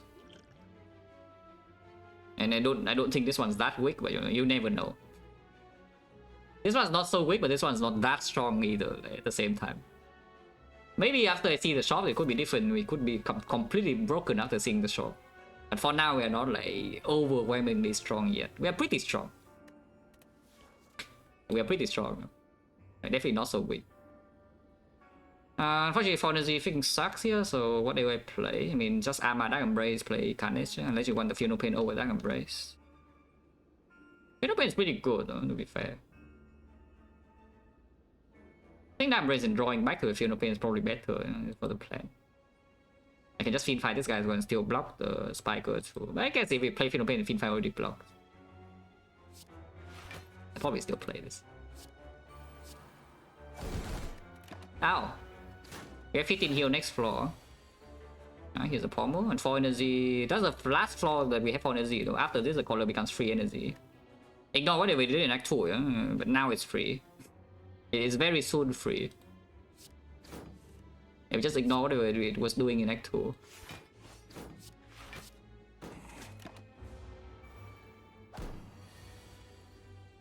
Okay. Yeah, that's fine. We just like burst them immediately here. That's a bit annoying though, because Fiend Fight usually just... I kind of want to pull Violence instead of offering here, but if you pull Violence, you probably just have Feed in hand, and then the Fiend Fight Feed is an unfortunate situation, you know. This is why Dark Embrace is not good, huh, compared to the Fear No Pain. Because with Fear No Pain, you can just Fiend Fight this in peace, you know, right here. I mean, kind of. We still need the hand feel and then offering. There's a chance that it doesn't pull the feed. It's pretty low chance though. I probably just get the offering. I could draw into the feed anyway though, and I'm sad. Exact card, yeah, thank you. Exactly the last card of Dark Embrace draw, yeah, perfect. Yeah, Dark Embrace is terrible, like, what else is due? Oh wait, now what? Can we kill this without the Fiend Fire? Like, can we kill the baseball? It only has 67 HP. It's not that much, and they do have some. We can apply vulnerable here. Like Shockwave into uppercut, we does apply vulnerable. Have no strength, but Penip is one attack. We can probably kill the baseball now with the feed. I believe.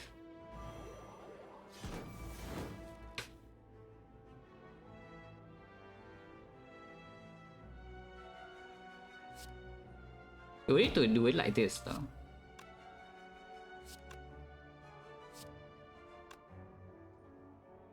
Yeah. Just body slam now, and then we trans into one of these attacks, and we can kill. And there's a violence as well. Okay. Yeah. We just kill this guy through the shield now. Yeah. Let's put like what? Pay no armor on top. Doesn't matter. Boom.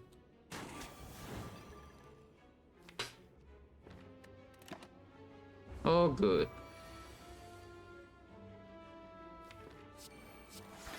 This guy really choose to attack the sun, otherwise it's goodbye to heal a little bit. Biting up is pretty hard from here, but maybe we can do it. It's pretty hard though. Heal frail, yeah? So this only heals one. Yeah, probably cannot. Yeah. Boss is Time Eater. Stack is not the best against Time Eater by any means. It's not the worst. It's also not the best.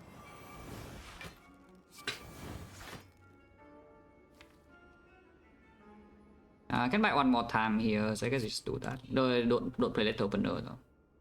And this already deals damage, and we maybe need to pack to block as well.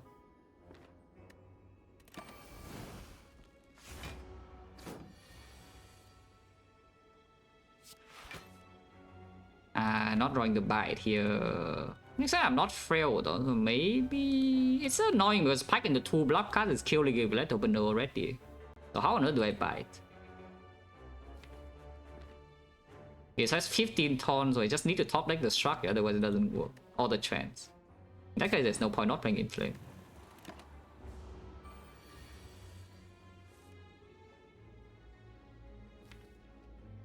Can still dream, it's just that I could brick if I don't kill it now though. It attacks me and I'm sad. Because there are brick hands here. I'm dreaming. Actually, no. Armor defense is working, right? Armor defense, play defense, we block 15 exact. Yeah, and then can play bite. Okay, fine.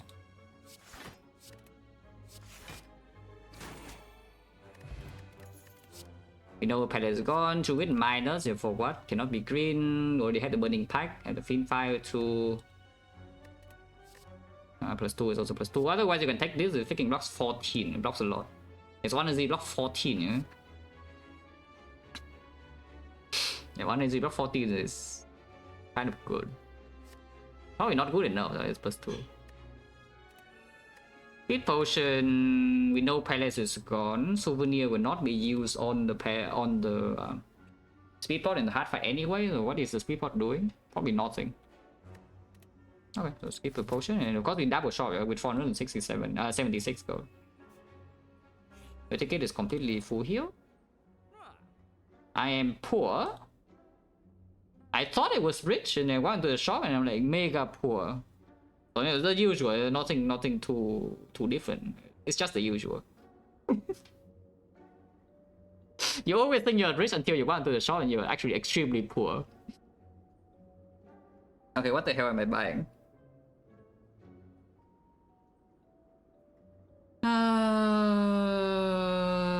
What actually am I buying? Can I reasonably lose a run if I buy this Lizard Tail and the Gambler's Brew?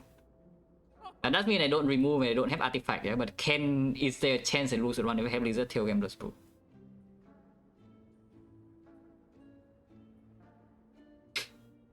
Is there any way the X4 can beat me with like 160 HP and the Gambler's Brew with this deck and 3 other potions? Other choice is ignoring the Lizard Tail and you buy like Crocodile Souvenir and Gambler's Brew and you remove here and X4 can remove again. You buy 2 removes. It's basically you exchange the Lizard Tail for an empty cage, in a sense. Because you buy this at 260, 340, you cannot buy anything else except another remove, yeah? So do you think Lizard Tail is stronger than empty cage in this spot? Because, I mean, it has to be stronger, there's no way it's weaker, it's freaking 60 HP. In a reasonable way? Yeah, of course. I can also see it. You can feed fire away your whole deck. It's pretty easy actually, you violence. So you say the violence hand field and you play violence, you just forget for 1 second, you feed fire away all your attacks and quite an unfortunate situation. I think most 20 feet is definitely more than 20, so feet is stronger. Because we went down to buy his HP as well somewhere here.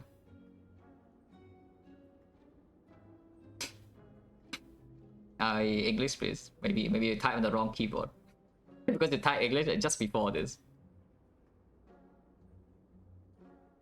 And yeah, I came through Desert Tail, yeah. And this potion is, yeah, should be the worst.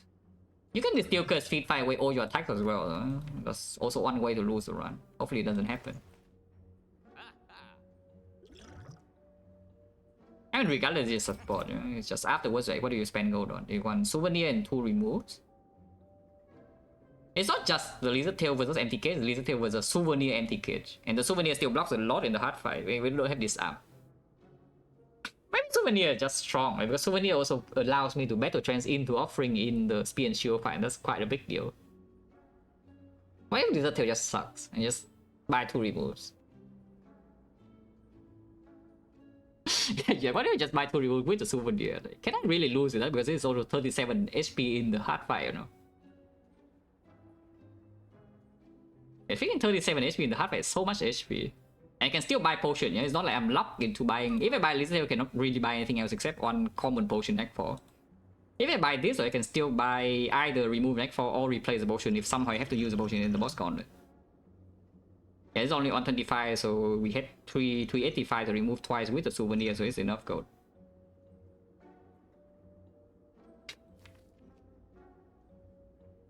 Defense not even good though, so I can see, but removing attack in order for the violence to be strong is probably better, yeah, because I do want to pull feed 5 when violence neck for the most part.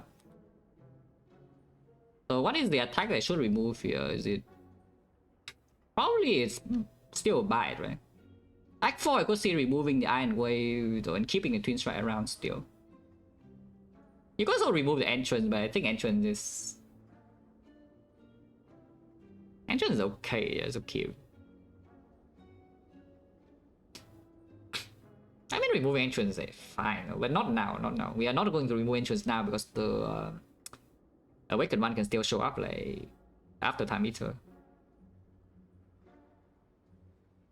Yeah, whatever, school Lizard Tail, yeah, just buy this. And surely I don't play bad enough that with 110 max HP or something and the souvenir and like 4 potions I want to act for and die somehow. That would never happen. Yeah, that would never happen. That would never happen, right? Right. Sure hope that's right, because I already bought it. I remove 1 buy probably. It does mean that stalling for full heal is a little bit more annoying, yeah, in the boss gauntlet. And Act 4 because we are digging instead of resting, but I get meal tickets so we don't need to leave the boss gauntlet with full HP. I can be missing like 60 HP.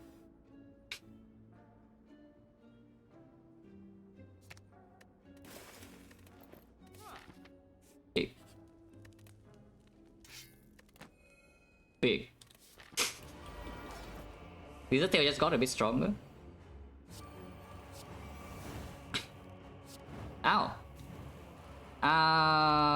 We're waiting for the Alchemical Fiend Fight to exhaust this card now. Exhausting this card now can miss the Funeral Pain sometimes though. Can miss the Fiend Fight itself. Like, these things are not even good to draw now. It isn't redraw self cycle and also block a little bit.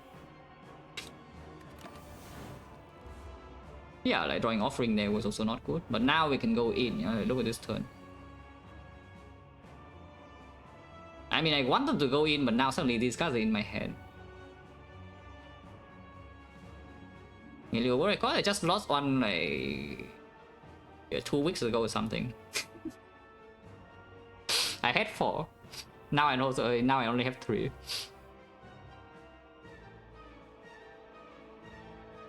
But I will also say that the current world records are like the current world records are not that strong yet, yeah, compared to the level of play at the moment. Your numbers will be a lot bigger like, at some point if people keep playing this game. Like when like the non-watcher numbers get to around 50 or something, it's probably quite hard to beat. You need to really grind for it. Now right now, just casually playing the game, you probably can get it in a few months. Like you can pick any good record at the moment, yeah. And then within a few months, if you're a top tier player, you can probably get it. If you only put your focus on that thing. So I wouldn't call any of the current world record like so super giga strong yet. Because in my definition, if you can just grind for a few months, you get a world record, it's not... Yeah, it's not that good yet. You need to grind for literal years, and okay, that is strong.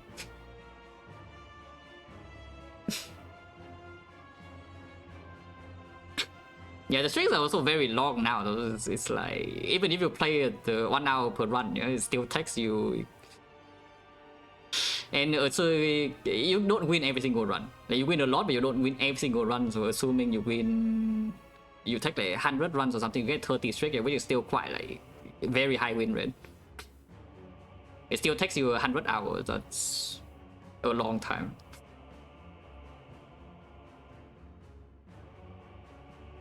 Yeah, that's just a long time. But okay, am I killing this guy now or not? Because there's a lot of damage. It's not panic, but it certainly is a lot of damage.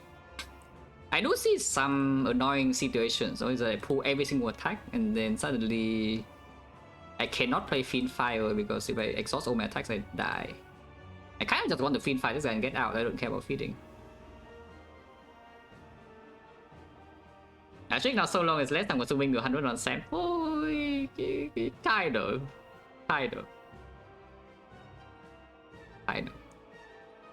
I'm still pretty confident that I can get the current Ironclad record in less than 100 runs. I mean, you can see right here, the streak is already 16. And I could die in the streak here, but I have played like not even 30 runs here, and the streak is already 16. So Ironclad record is probably low enough that it's the sampling is probably taking more time still. Silent, I think, is also true still that you can get more than 27 before the 100 run finishes. The effect, I'm unsure. The effect is just bad. Yeah, the effect is just very uncertain. I never really feel like I cannot lose a defect run. Let's just put it like that. For like Ironclad and Silent, a lot of the times I play, I feel like I cannot lose. Even before clicking the starting run button, I just feel like I don't lose. But whenever I click a defect run, I always feel like there are so many ways to die. So that one, maybe I would say it's probably sampling would probably finish before you get a 30 streak most of the time. Of course, you can just play 30 runs and win all of them. Watcher getting more than 71 in 100 is possible, yes, for sure. It's just that if you fail midway, then there's no chance. You know? You play 50 runs, 50 streak, and you lose one time. Okay, samples is only 50 runs left, and you can mathematically cannot get 71 before the sample finishes. The streak is just like a little bit too long. The other thing is, I think it's decently likely that if a top tier player played like 100 runs completely focused at their best, then a streak longer than 30 will just happen, but easier said than done, right? And you can just turn off your human mistakes, you know, and just play what you know. Hey, I do think rotating should be. I do think rotating should be the first one to get 50. If the streaks get extended eventually, the rotating should definitely be the first one to get 50. It's just like, because Watcher is in there, the streaks should just be longer. It's just how it goes.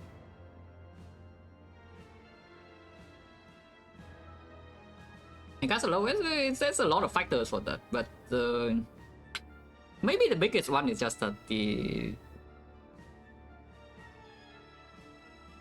people did not get good at Ironclad until recently. Let's just say it like that. That's the shortest version.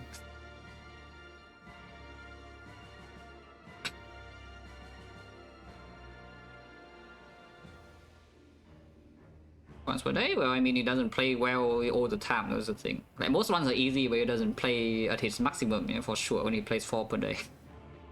I think when you actually want to keep your absolute maximum focus, probably 2 runs per stream is a max.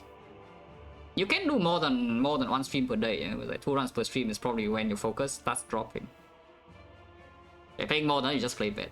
But the game might or might not punish you, like the game is not punishing you that often. But yeah, how much damage is this, by the way? I'm just stalling here because I don't know whether to play feed fire yet. Play feed fire, no? I think I do want to play feed fire though.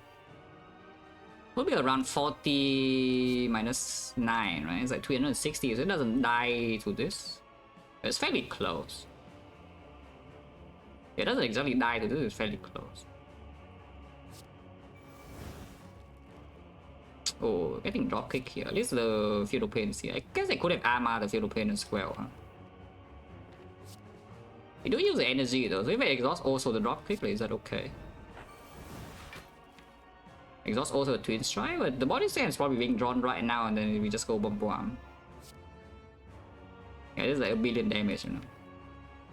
And technically for defense as well, because burning and defense is good.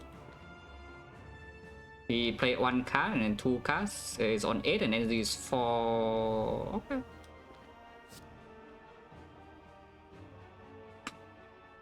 Yeah, we're just going in, you know. Like, go bomb bomb. Die.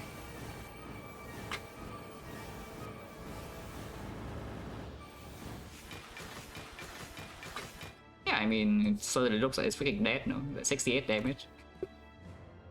No fear, but we just get the hell out. I don't want to play this fight. Die.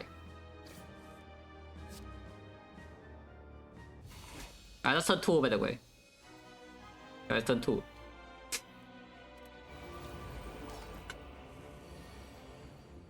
Okay, let's not be lazy in this fight and then feed, because this fight you can store and buy to full guarantee. Like the other fight is just annoying, but you know, this fight you can control perfectly after a while. So let's just try to control the fight instead of being lazy. Technique. The armor now is okay, but we could technique with trends as well. Starting with offering, probably better.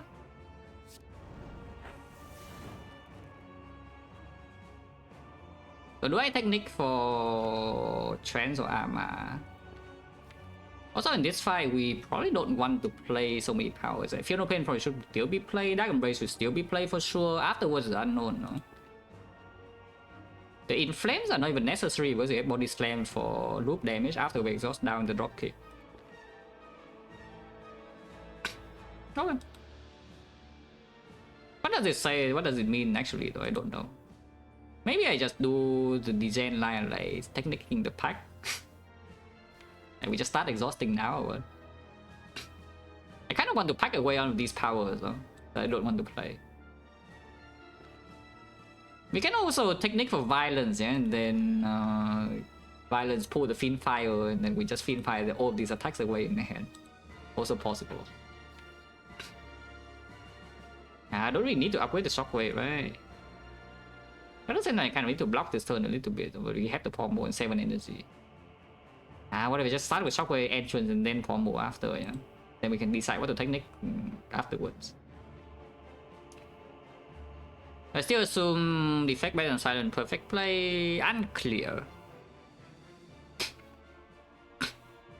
Before getting really good at Defect, I was fairly convinced the Silence weaker, but nowadays I'm not so sure. Yeah?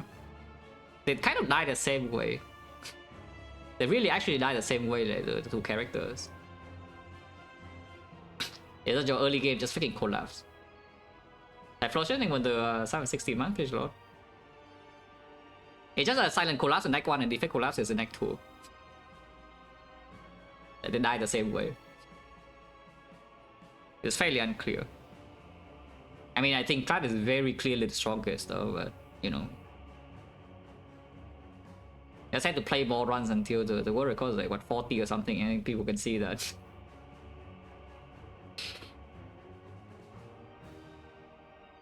But yeah, I'm fairly very convinced that Ironclad is simply stronger than the other two. By quite a bit as well. It's not just by a little bit. It's actually by quite a bit.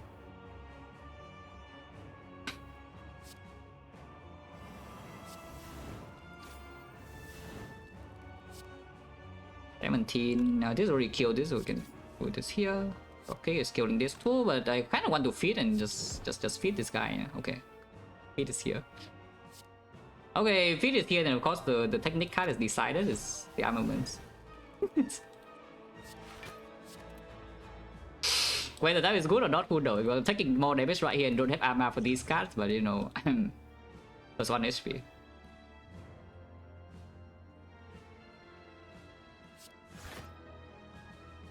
I can panic here for a bit of damage, I guess.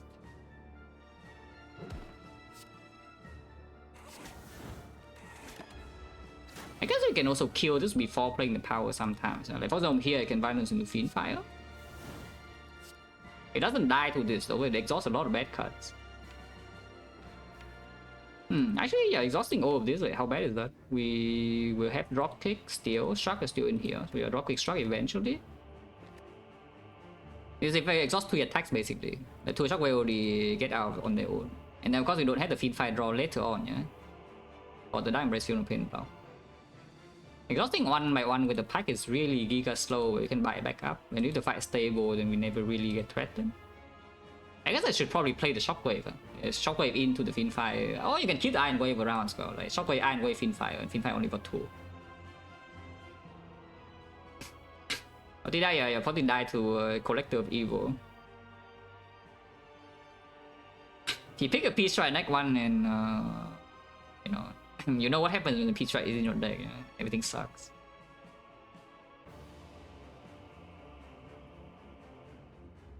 Yeah, that fight is pretty tricky. That fight was pretty tricky. I saw like a bit of it. I didn't see the whole run because I was sleeping and taking my afternoon nap. But I saw a bit of the fight, it was not so easy.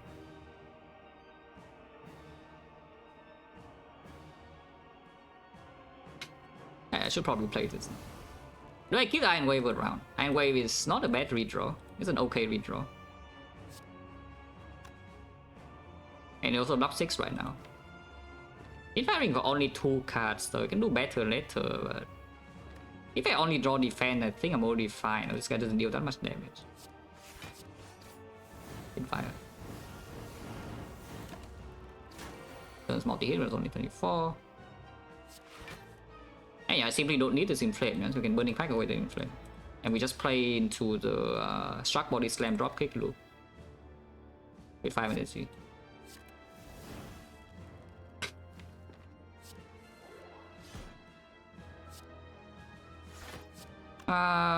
Do I even play the powers though? Because I kind of want to just headbutt like Pack or Trance here. And also I'm taking damage if I play the power. Why I just don't play the power? It should headbutt though. I should probably headbutt the... Probably Trance over Pack still. Probably still Trance over Pack. Exhausting Carnage.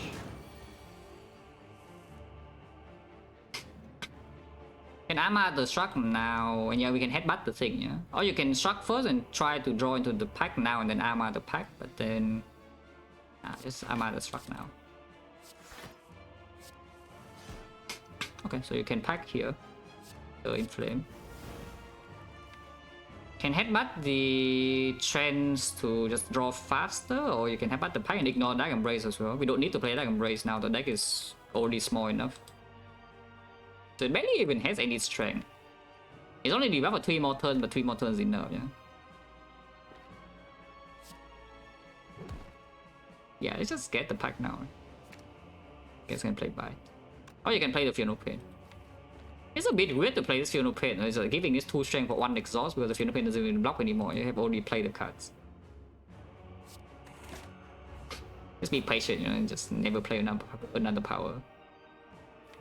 Unfortunately, you did not draw the Pommel Strike here or the Dropkick to exhaust the Dark Embrace. You would like to pack the Dark Embrace the most here. Cannot do that though. Cannot pack away the uppercut, otherwise the Dropkick loop doesn't work. So don't do that. I think defense better than Iron Wave because armor gives it more block. And sometimes you don't actually want to play Iron Wave.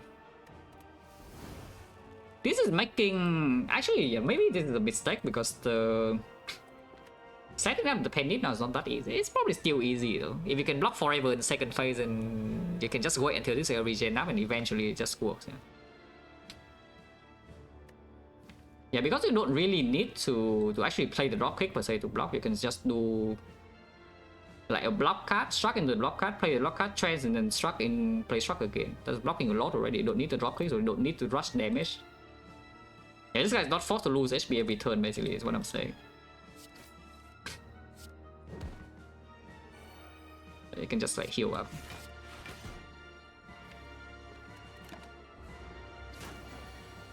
Yeah, 604, it's no problem. But yeah, here we can arm out the pack and finally that's quite fast. Take a few no pin. Trans to shuffle back the pack in. But the trans. It's no longer debuff next turn, we have enough energy to just play the thing, yeah.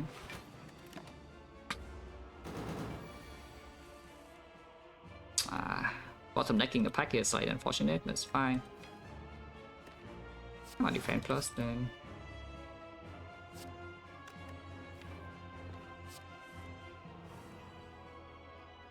Back down raise.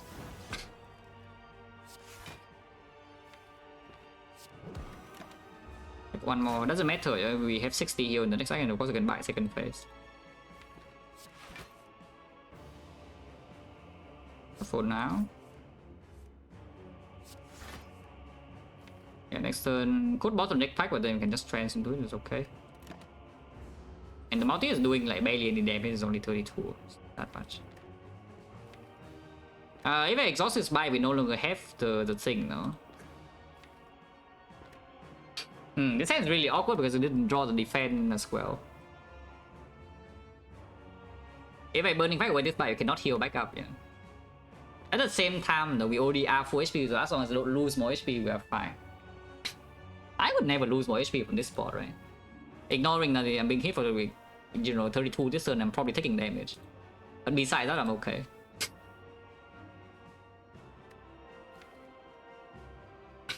Yeah, trans is maybe worse, but right, yeah, right now it's just better still. Armaments could be exhausted now. Armor could be exhausted now. Armor is not so important.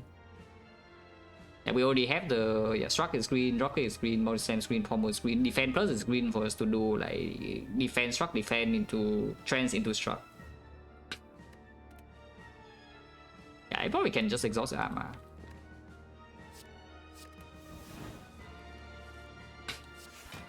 First and plus. Can weaken it, but double defense is probably stronger. There is a dropkick next turn now. Okay, weaken.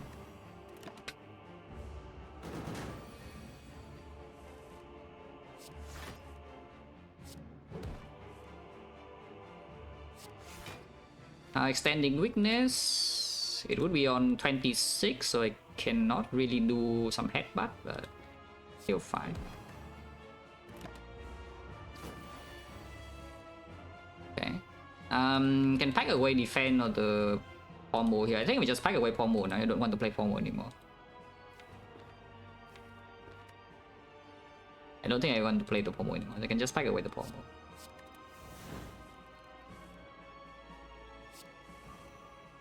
Oh, yeah. Plow. And sneak in a bite. This unfortunately is lethal, whereas frog is terrible. Or I can just leave it to have more HP so I can play uppercut safely later, you know? Because the pack is also still doing 4 damage and the later opener is dealing more damage as well. And let's not be too impatient. Let's wait. And pack away the headbutt now. Shrug. Trans back into the things. Okay, now we can start packing defense. Body slam needs to be careful. What is the deck? The pack cannot exhaust itself, so we need to have body slam, drop kick. Uppercut is already 3 cast. The pack is 4. So 1, 2, 3, 4. This must be carrier. Struck is 5. Trans is 6, and defense is 7. That could brick. Bias would be 8. Well, that would certainly brick. Not super likely though, because you can also exhaust the buy or something at some point.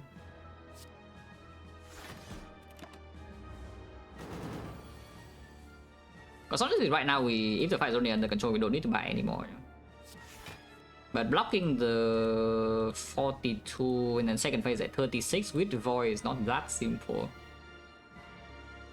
It probably is okay though. I would assume it's just okay. We have smooth stone as well, so the thing blocks a lot. I may just burn the bite now. Yeah, sure, I can just burn the bite. Bite sucks. Or burn the defense and play the bite just in case. Just in case, I'll play the bite.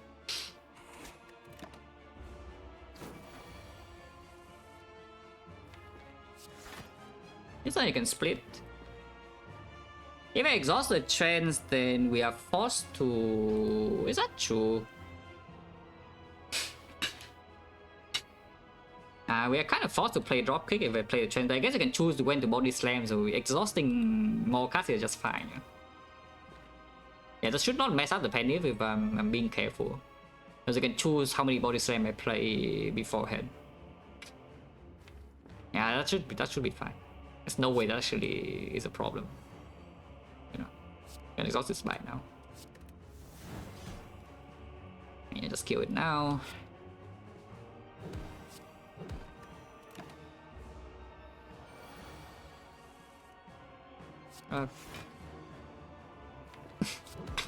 Okay. Packing away this defense means that we can always start the turn with shock into dropkick and then do the loop. It does mean I'm taking damage this turn now. Otherwise I can just play defense trans to the struck and then we full block and next thing I can break. I don't want to take damage. I don't know why, but I just don't want to.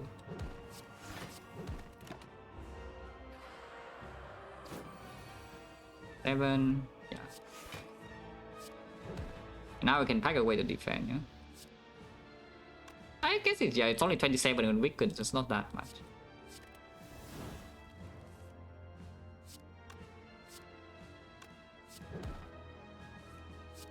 Infinite. Not quite though, you know. In fact, like, do I kill it now? Like, body slam into drop kick? Then change to the body slam drop kick again.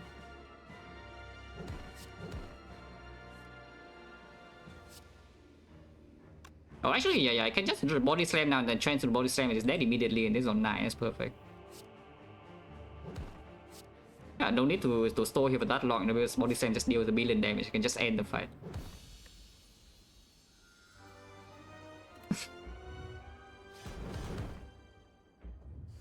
Well, 116 HP, 4 potions. Souvenir, surely I don't die in Act 4, that would never happen. Yeah, even 4 HP, the spear and shield damage doesn't matter, yeah. I mean, just remove. These relics are okay, but we have no gold. Yeah, these relics are okay, we have no gold. And potions are okay too, but these potions are good enough and just remove. Worst card in this deck, we definitely should remove an attack. With the pentagraph now, though, honestly, the bite doesn't even matter that much anymore in the spear and shield to buy back up. Just in case I need to buy back up, maybe removing Iron Wave still better. This right damage could miss some little threshold sometimes. It's double scale with strength and it does scale with Aquaco Penny. If you draw turn 1, you can also remove entrance. I can remove entrance too. Entrance just goes away though. But it does break you less often. And this deck's playing in the hard, I don't expect us to really try to exhaust down to the loop just now that we play in the weakened one. Yeah? What happens in the hard fight is that we just randomly deal 800 damage. I just play my cards and we deal 800 damage with like 5 strength and some powers and, you know, hope wow. The deck is not going to be exhausted down fully.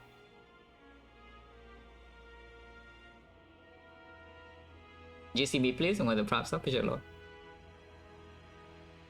Twin Strike now, Twin Strike is a good draw turn 1 the spear and shield. That's kind of why I'm thinking removing entrance because we want to Akabeko something else. We want to Akabeko Penny something else here, and then drawing Fiend Fire and drawing some other cards is such a huge thing on turn 1 the spear and shield.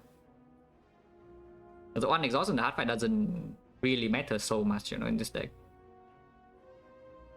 How much damage is this exactly? It's 32, yeah? 35 AoE damage.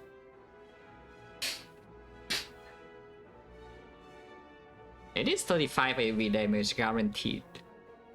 And turn 2 we can still Gamblers Blow into the Fiend Fire without the Akabeko Penny, but there's still Ashes and the Spectrograph. Maybe Entrance still stays. Maybe Entrance still stays. And probably remove Iron Wave. I think I want to keep the Twin Strike still. Probably remove Iron Wave. 8 gold. Any offering into Fiend Fire would be nice. Oh, the violence of the Fiend Fire. You see this? You see this? See this?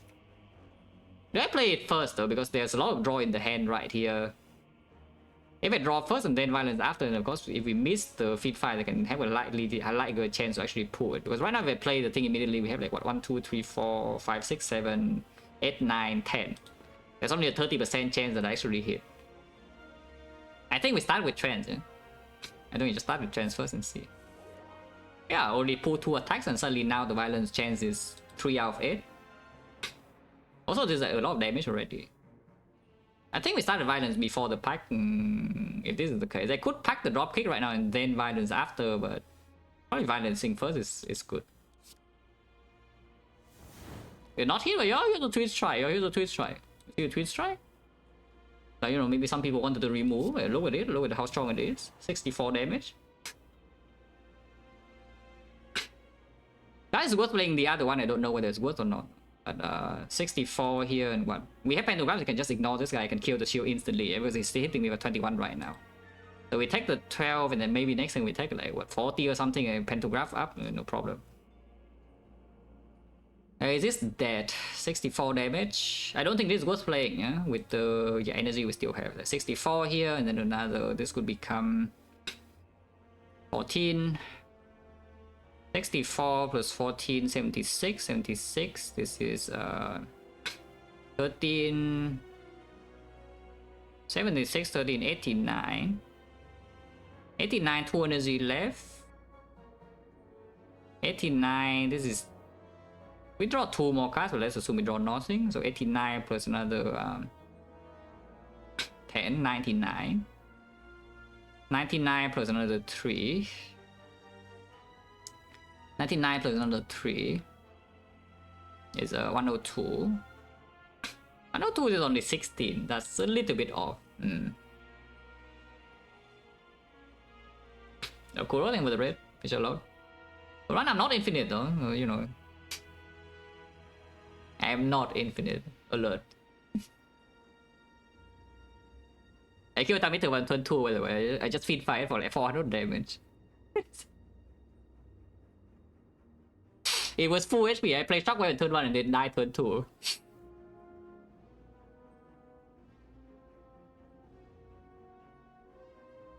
But yeah, Twin Strike here and then we just see. I'm a little bit short on damage, but we can always potion to get the kill.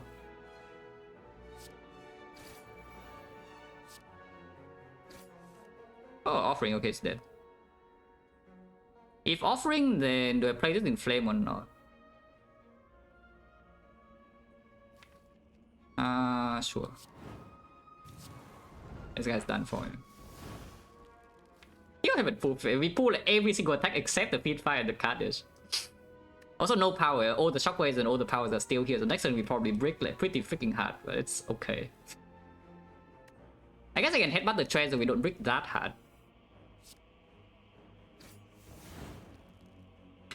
Headbutt trends. Should I uppercut? No, I cannot uppercut here.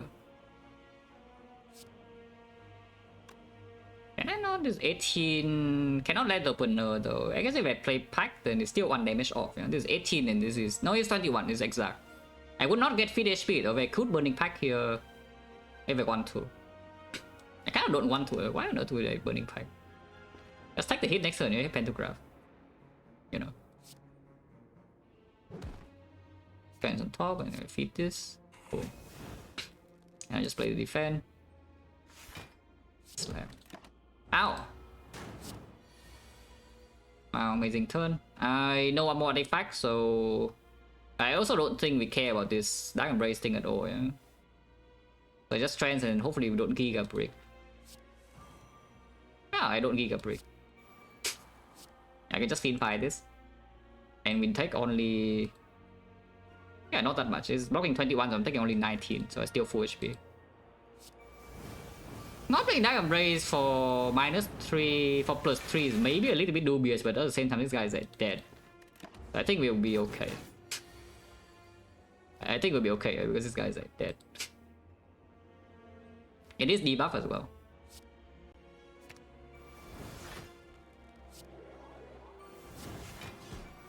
I don't need to buy it back up, so we just kill it. Or defend. It's dead. I could have healed one more, it doesn't matter. Eternal Feather, thank you. Blue but Tiger already have the thing though. This deck is pretty strong. Ah, the best common, right, the best common, right. Of course, need to take the best common. The War Cry, like 96% win rate.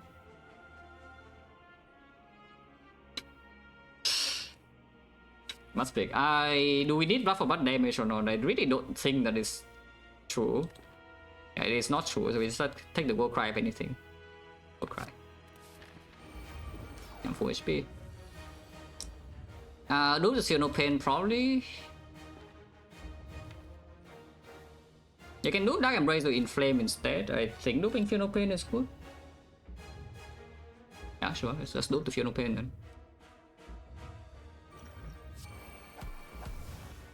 Ow. Okay, sure.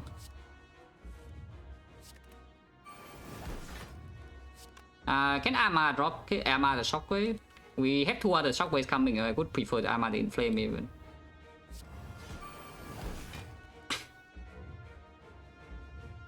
Well, I guess we're not Armaing the Inflame. Yeah, I guess we're not Armaing the Inflame. It's okay though. 33. This is a lot of damage where you can just max out next turn. I can play Inflame into Entrance. If we miss an important card, I can Memories back.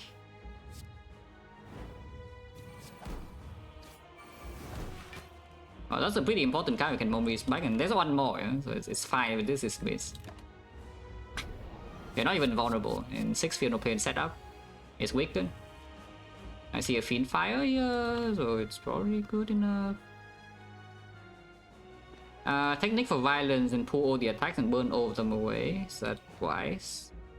I don't know. I'm doing it though. I should probably keep the uppercut, that's true. Do I care about trends? Should I want to headbutt anything? I kind of don't.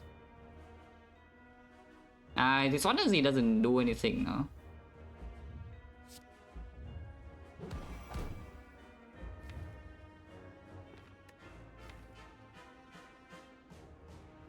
I mean, whatever headbutt in here is going to be drawn to with the Fiendfire anyway. Whenever I just Fiendfire as is, I will draw into the void and then I'm sad.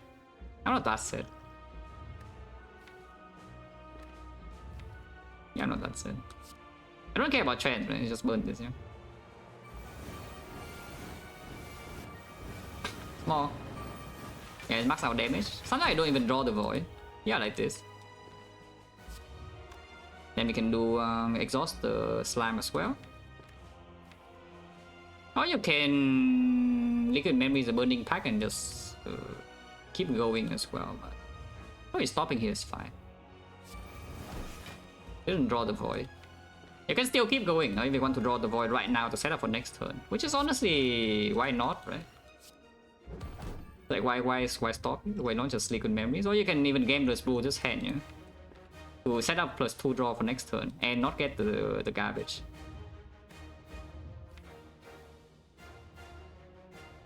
The garbage next turn is like 1 times 15. No? These are already full blocking. Okay, fine, whatever. I don't care about energy. Yeah, just draw to 12 block. What's wrong with that? This still cares now because there's no garbage card that could be randomly played. I just want to Gluck. Sometimes I just want to Gluck.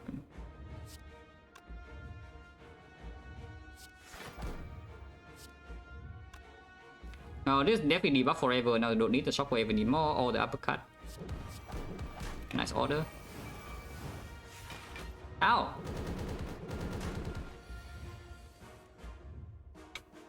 Unfortunately, we need to shuffle out these cards. I mean, not need, but you know, I will shuffle out the cards, whether I like it or not.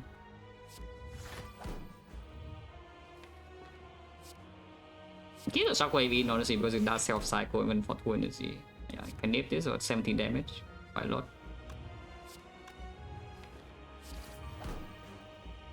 Wrong order again, but you know, it's fine. What if I just play this now? It deal a little bit less damage, but still no problem.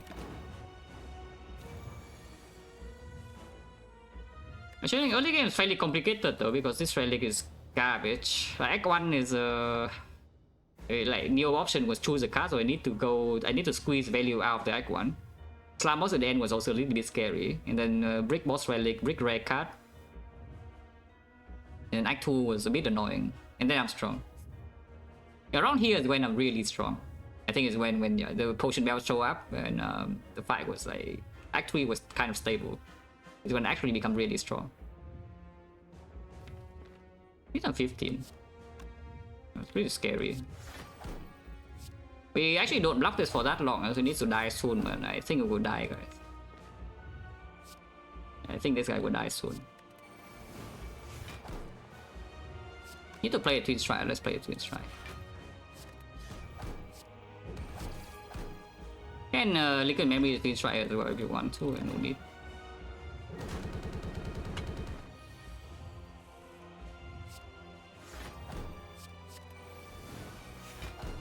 Oh, the Twin Strike, the best Ironclad attack.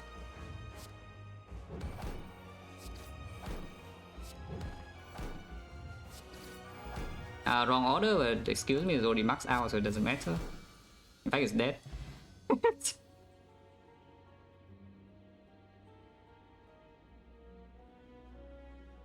This is kind of a real run. Like, this is maybe the realest run I've played in this streak. It's not that hard, but you know, it's real. Because it can easily go wrong in early game. You play a little bit more loose.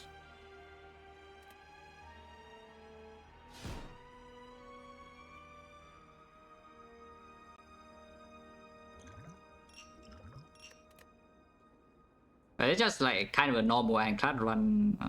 You outvalue the enemy, you snowball early game and outvalue the enemy with like 5 energy, bunch of relics, potions, debuffs.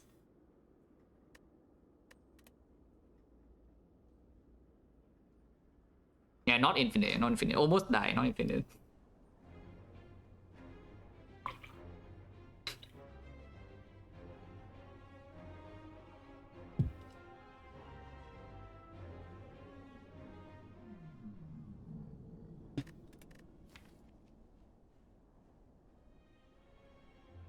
At the end of the day, there's no real flaw that there was a risk of death in. No? The problem is just the run is always like just hanging on a really tight balance. I mean, freaking see here, it's like collar. Thank you, collar. Very cool.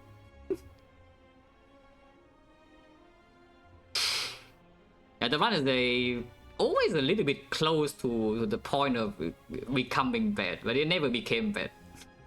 It stayed good forever. And that's what I said Act 1. When I play a run like this, the goal is to make the run good forever. So the run stay good. Like we just keep steadily being ahead of the curve and then never fall down, which is good. Because the moment you fall down, you kind of cannot recover, you know, with this kind of stuff. But yeah, always well. And then yeah, of course this floor you want to heal and just heal a lot. And then yeah, Collector is also a bit scary, but again, no risk of death because I have so much HP from this fight already. Yeah, I need to choose a card. Pick Armaments over Spot Weakness, because, I mean, you see the path, you know why the Armaments is picked. I just look at this. And that's with this Giga low roll fight, like what the hell was this? I mean, it's not that low roll, but you know, it's a bit annoying when I already saw the chance to kill was so freaking lightly and I just draw like 4 bricks.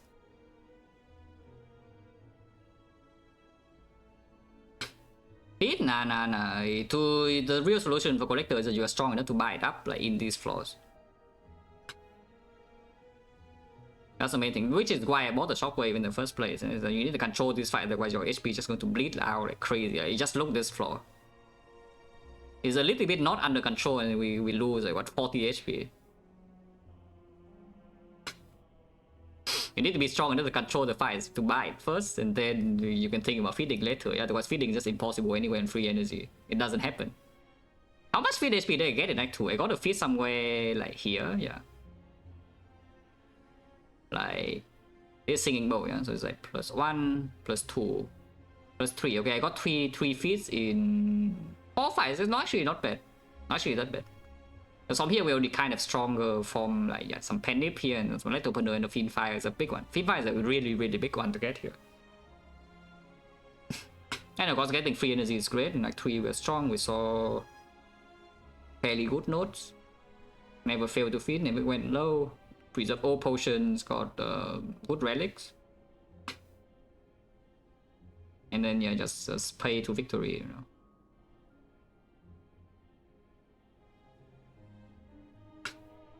How do I do a run like this? I don't get buys? Well, this could be a rest probably. Your rest is bigger. Because I did lose a lot of current HP here, yeah? I did lose a lot of current HP. I had 72 and I lost like 16. So instead of your rest is a little bit bigger, I still needed to rest after the bites one time. Like this is rest for 16 and rest for 22 here. You lose another 6, you already lost 1 full rest. By picking the bites, you already lost 1 full rest here, yeah. Worth of HP. So the amount of HP in the act is still roughly equal until this draw. In this draw, you start to lose out from not seeing the bites. And then maybe here you need to rest, but this rally doesn't even do anything in this fight, so it doesn't matter too much. It's just rest on extra time, you don't see the bites in this act 2. Yes, the bites make act 3 a lot easier to play. Like without the bites, with the collar, and you don't see the fusion hammer here, act 3 could really be super annoying. Yeah, for act 2 itself, you can just rest one more time. And it works out like, basically the same way. This is pretty funny. I was like debating to where to take the feed or the shockwave, yeah. So I buy a shockwave and then the floor right after the shockwave, and then I transform to another one. Suddenly I have 3 of them. I didn't care about having 3 in this run, 2 is enough.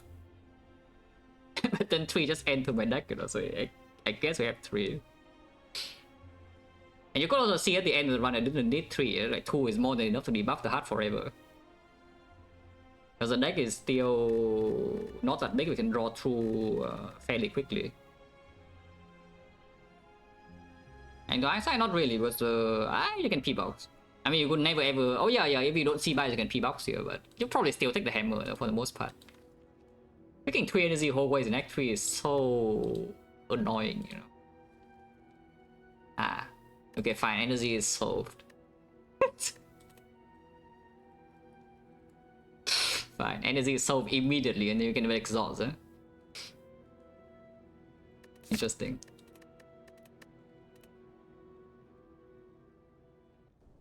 Oh, that's the one card that solves almost all your problems, you know, it's a good thing that's in the box. Oh yeah, I can hindsight the last note of the event, yes, sure.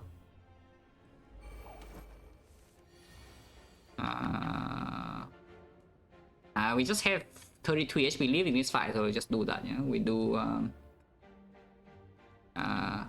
is there anything that requires... Nah, this doesn't really change anything, right? I can just kill all, no need. It doesn't change the event. I'm not low enough for this event to change based on the HP. What are you? Yeah, I mean, I did talk about this, like, this right here is already worthless. So the big event I talked about was Ritual Dagger, Forgotten Outer, Mausoleum. That's the 3 big ones. Was there one more? I remember there was like 4 or something. That's only 3. Like, what else was the bad one?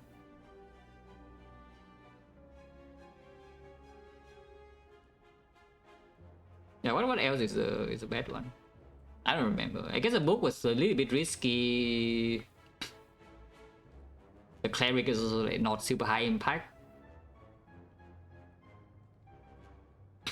Why do you want to run like this? Act 1 just Sozu Acto back instead of Collar? Well, you take the Acto and cry probably. Mausoleum already stated. It's like one of the three. Like Mausoleum, Outer, Visual Dagger. Those are the empty nodes to ranging from empty to negative. I run that one with shitbox relic. Yeah, that is why I don't really like this kind of neo bonus anymore. That's a main thing, main change. You can see like all the neo bonus like clicks are just, you know, like this. Taking option 3 or some high rolls. Like some way to high roll or long-term value, like just so that I don't need to play a run like this. You know, that the moment you break boss relic, you cannot snowball act 2, your run collapses. Like, oh, I mean, it does. Oh no, you can check the win rate. I'm pretty sure I have still not lost with choose a card at all. I can check just in case. You can go like 3 years, pretty long now. Neo bonus. Wait, I actually lost a run or what? Holy crap. Wait, what? Where is it? Huh? Where is it? Oh yeah, it's here. You're 9 of 9, 9 of 9. See? 9 of 9. Perfect, never lost. Broken. Yeah, this kind of bonus is a little bit uncomfortable now because it doesn't play around bricking boss relics. But you play, if you take a high roll neo bonus like transform 2 or rare relic or like what 250 gold or rare colorless, yeah, that is another roll you need to fail, you know. You need to not get good enough relics in Act 1. You need to your neo bonus not to be something really strong, and then you need to brick your cards, and then you also need to break your boss relics. So like 4 layers of failures that you need to fulfill for the run to go like really badly. But otherwise, you have a lot of things to cover because a lot more relics are open when your deck is good, you know. When the empty case changes from a giga brick to like one of the best possible boss relics, that's when your deck is good. You just open like what 10 other different boss relics if your deck is doing great. Like even Ectoplasm, your deck is already doing great, it's probably doing fine. Your deck has so much late game, you know, picking Ecto, no problem. You can just exhaust all your base cards, like, no problem. 0.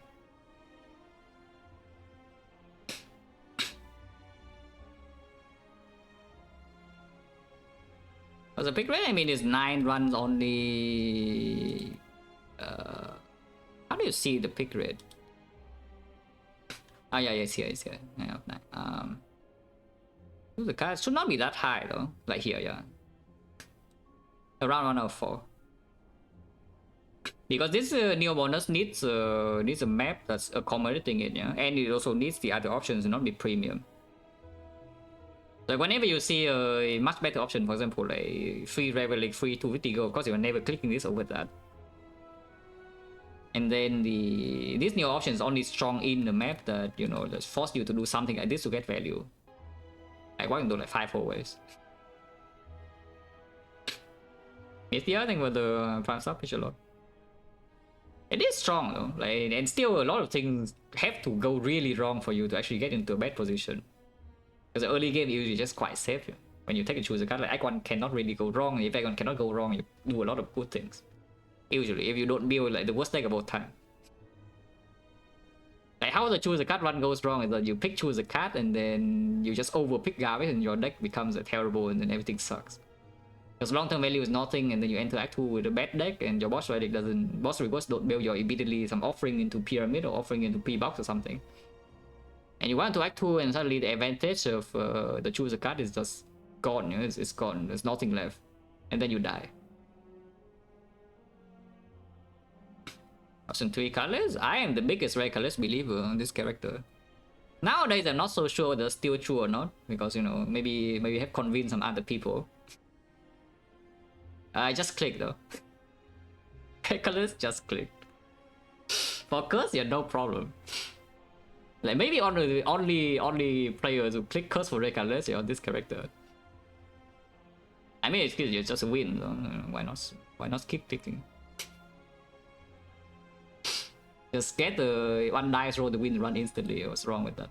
And your Act 1 is still probably okay.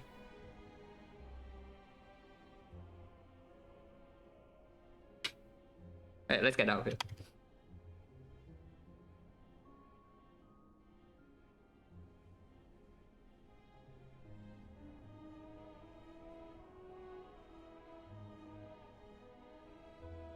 it was nice. It's not so often nowadays. It's not so often to actually get the real Ironclad run. Not that it's so hard, but at least it's real. Oh wow! You actually get to play the game for 2 whole acts. That's 1 more act than usual, you know.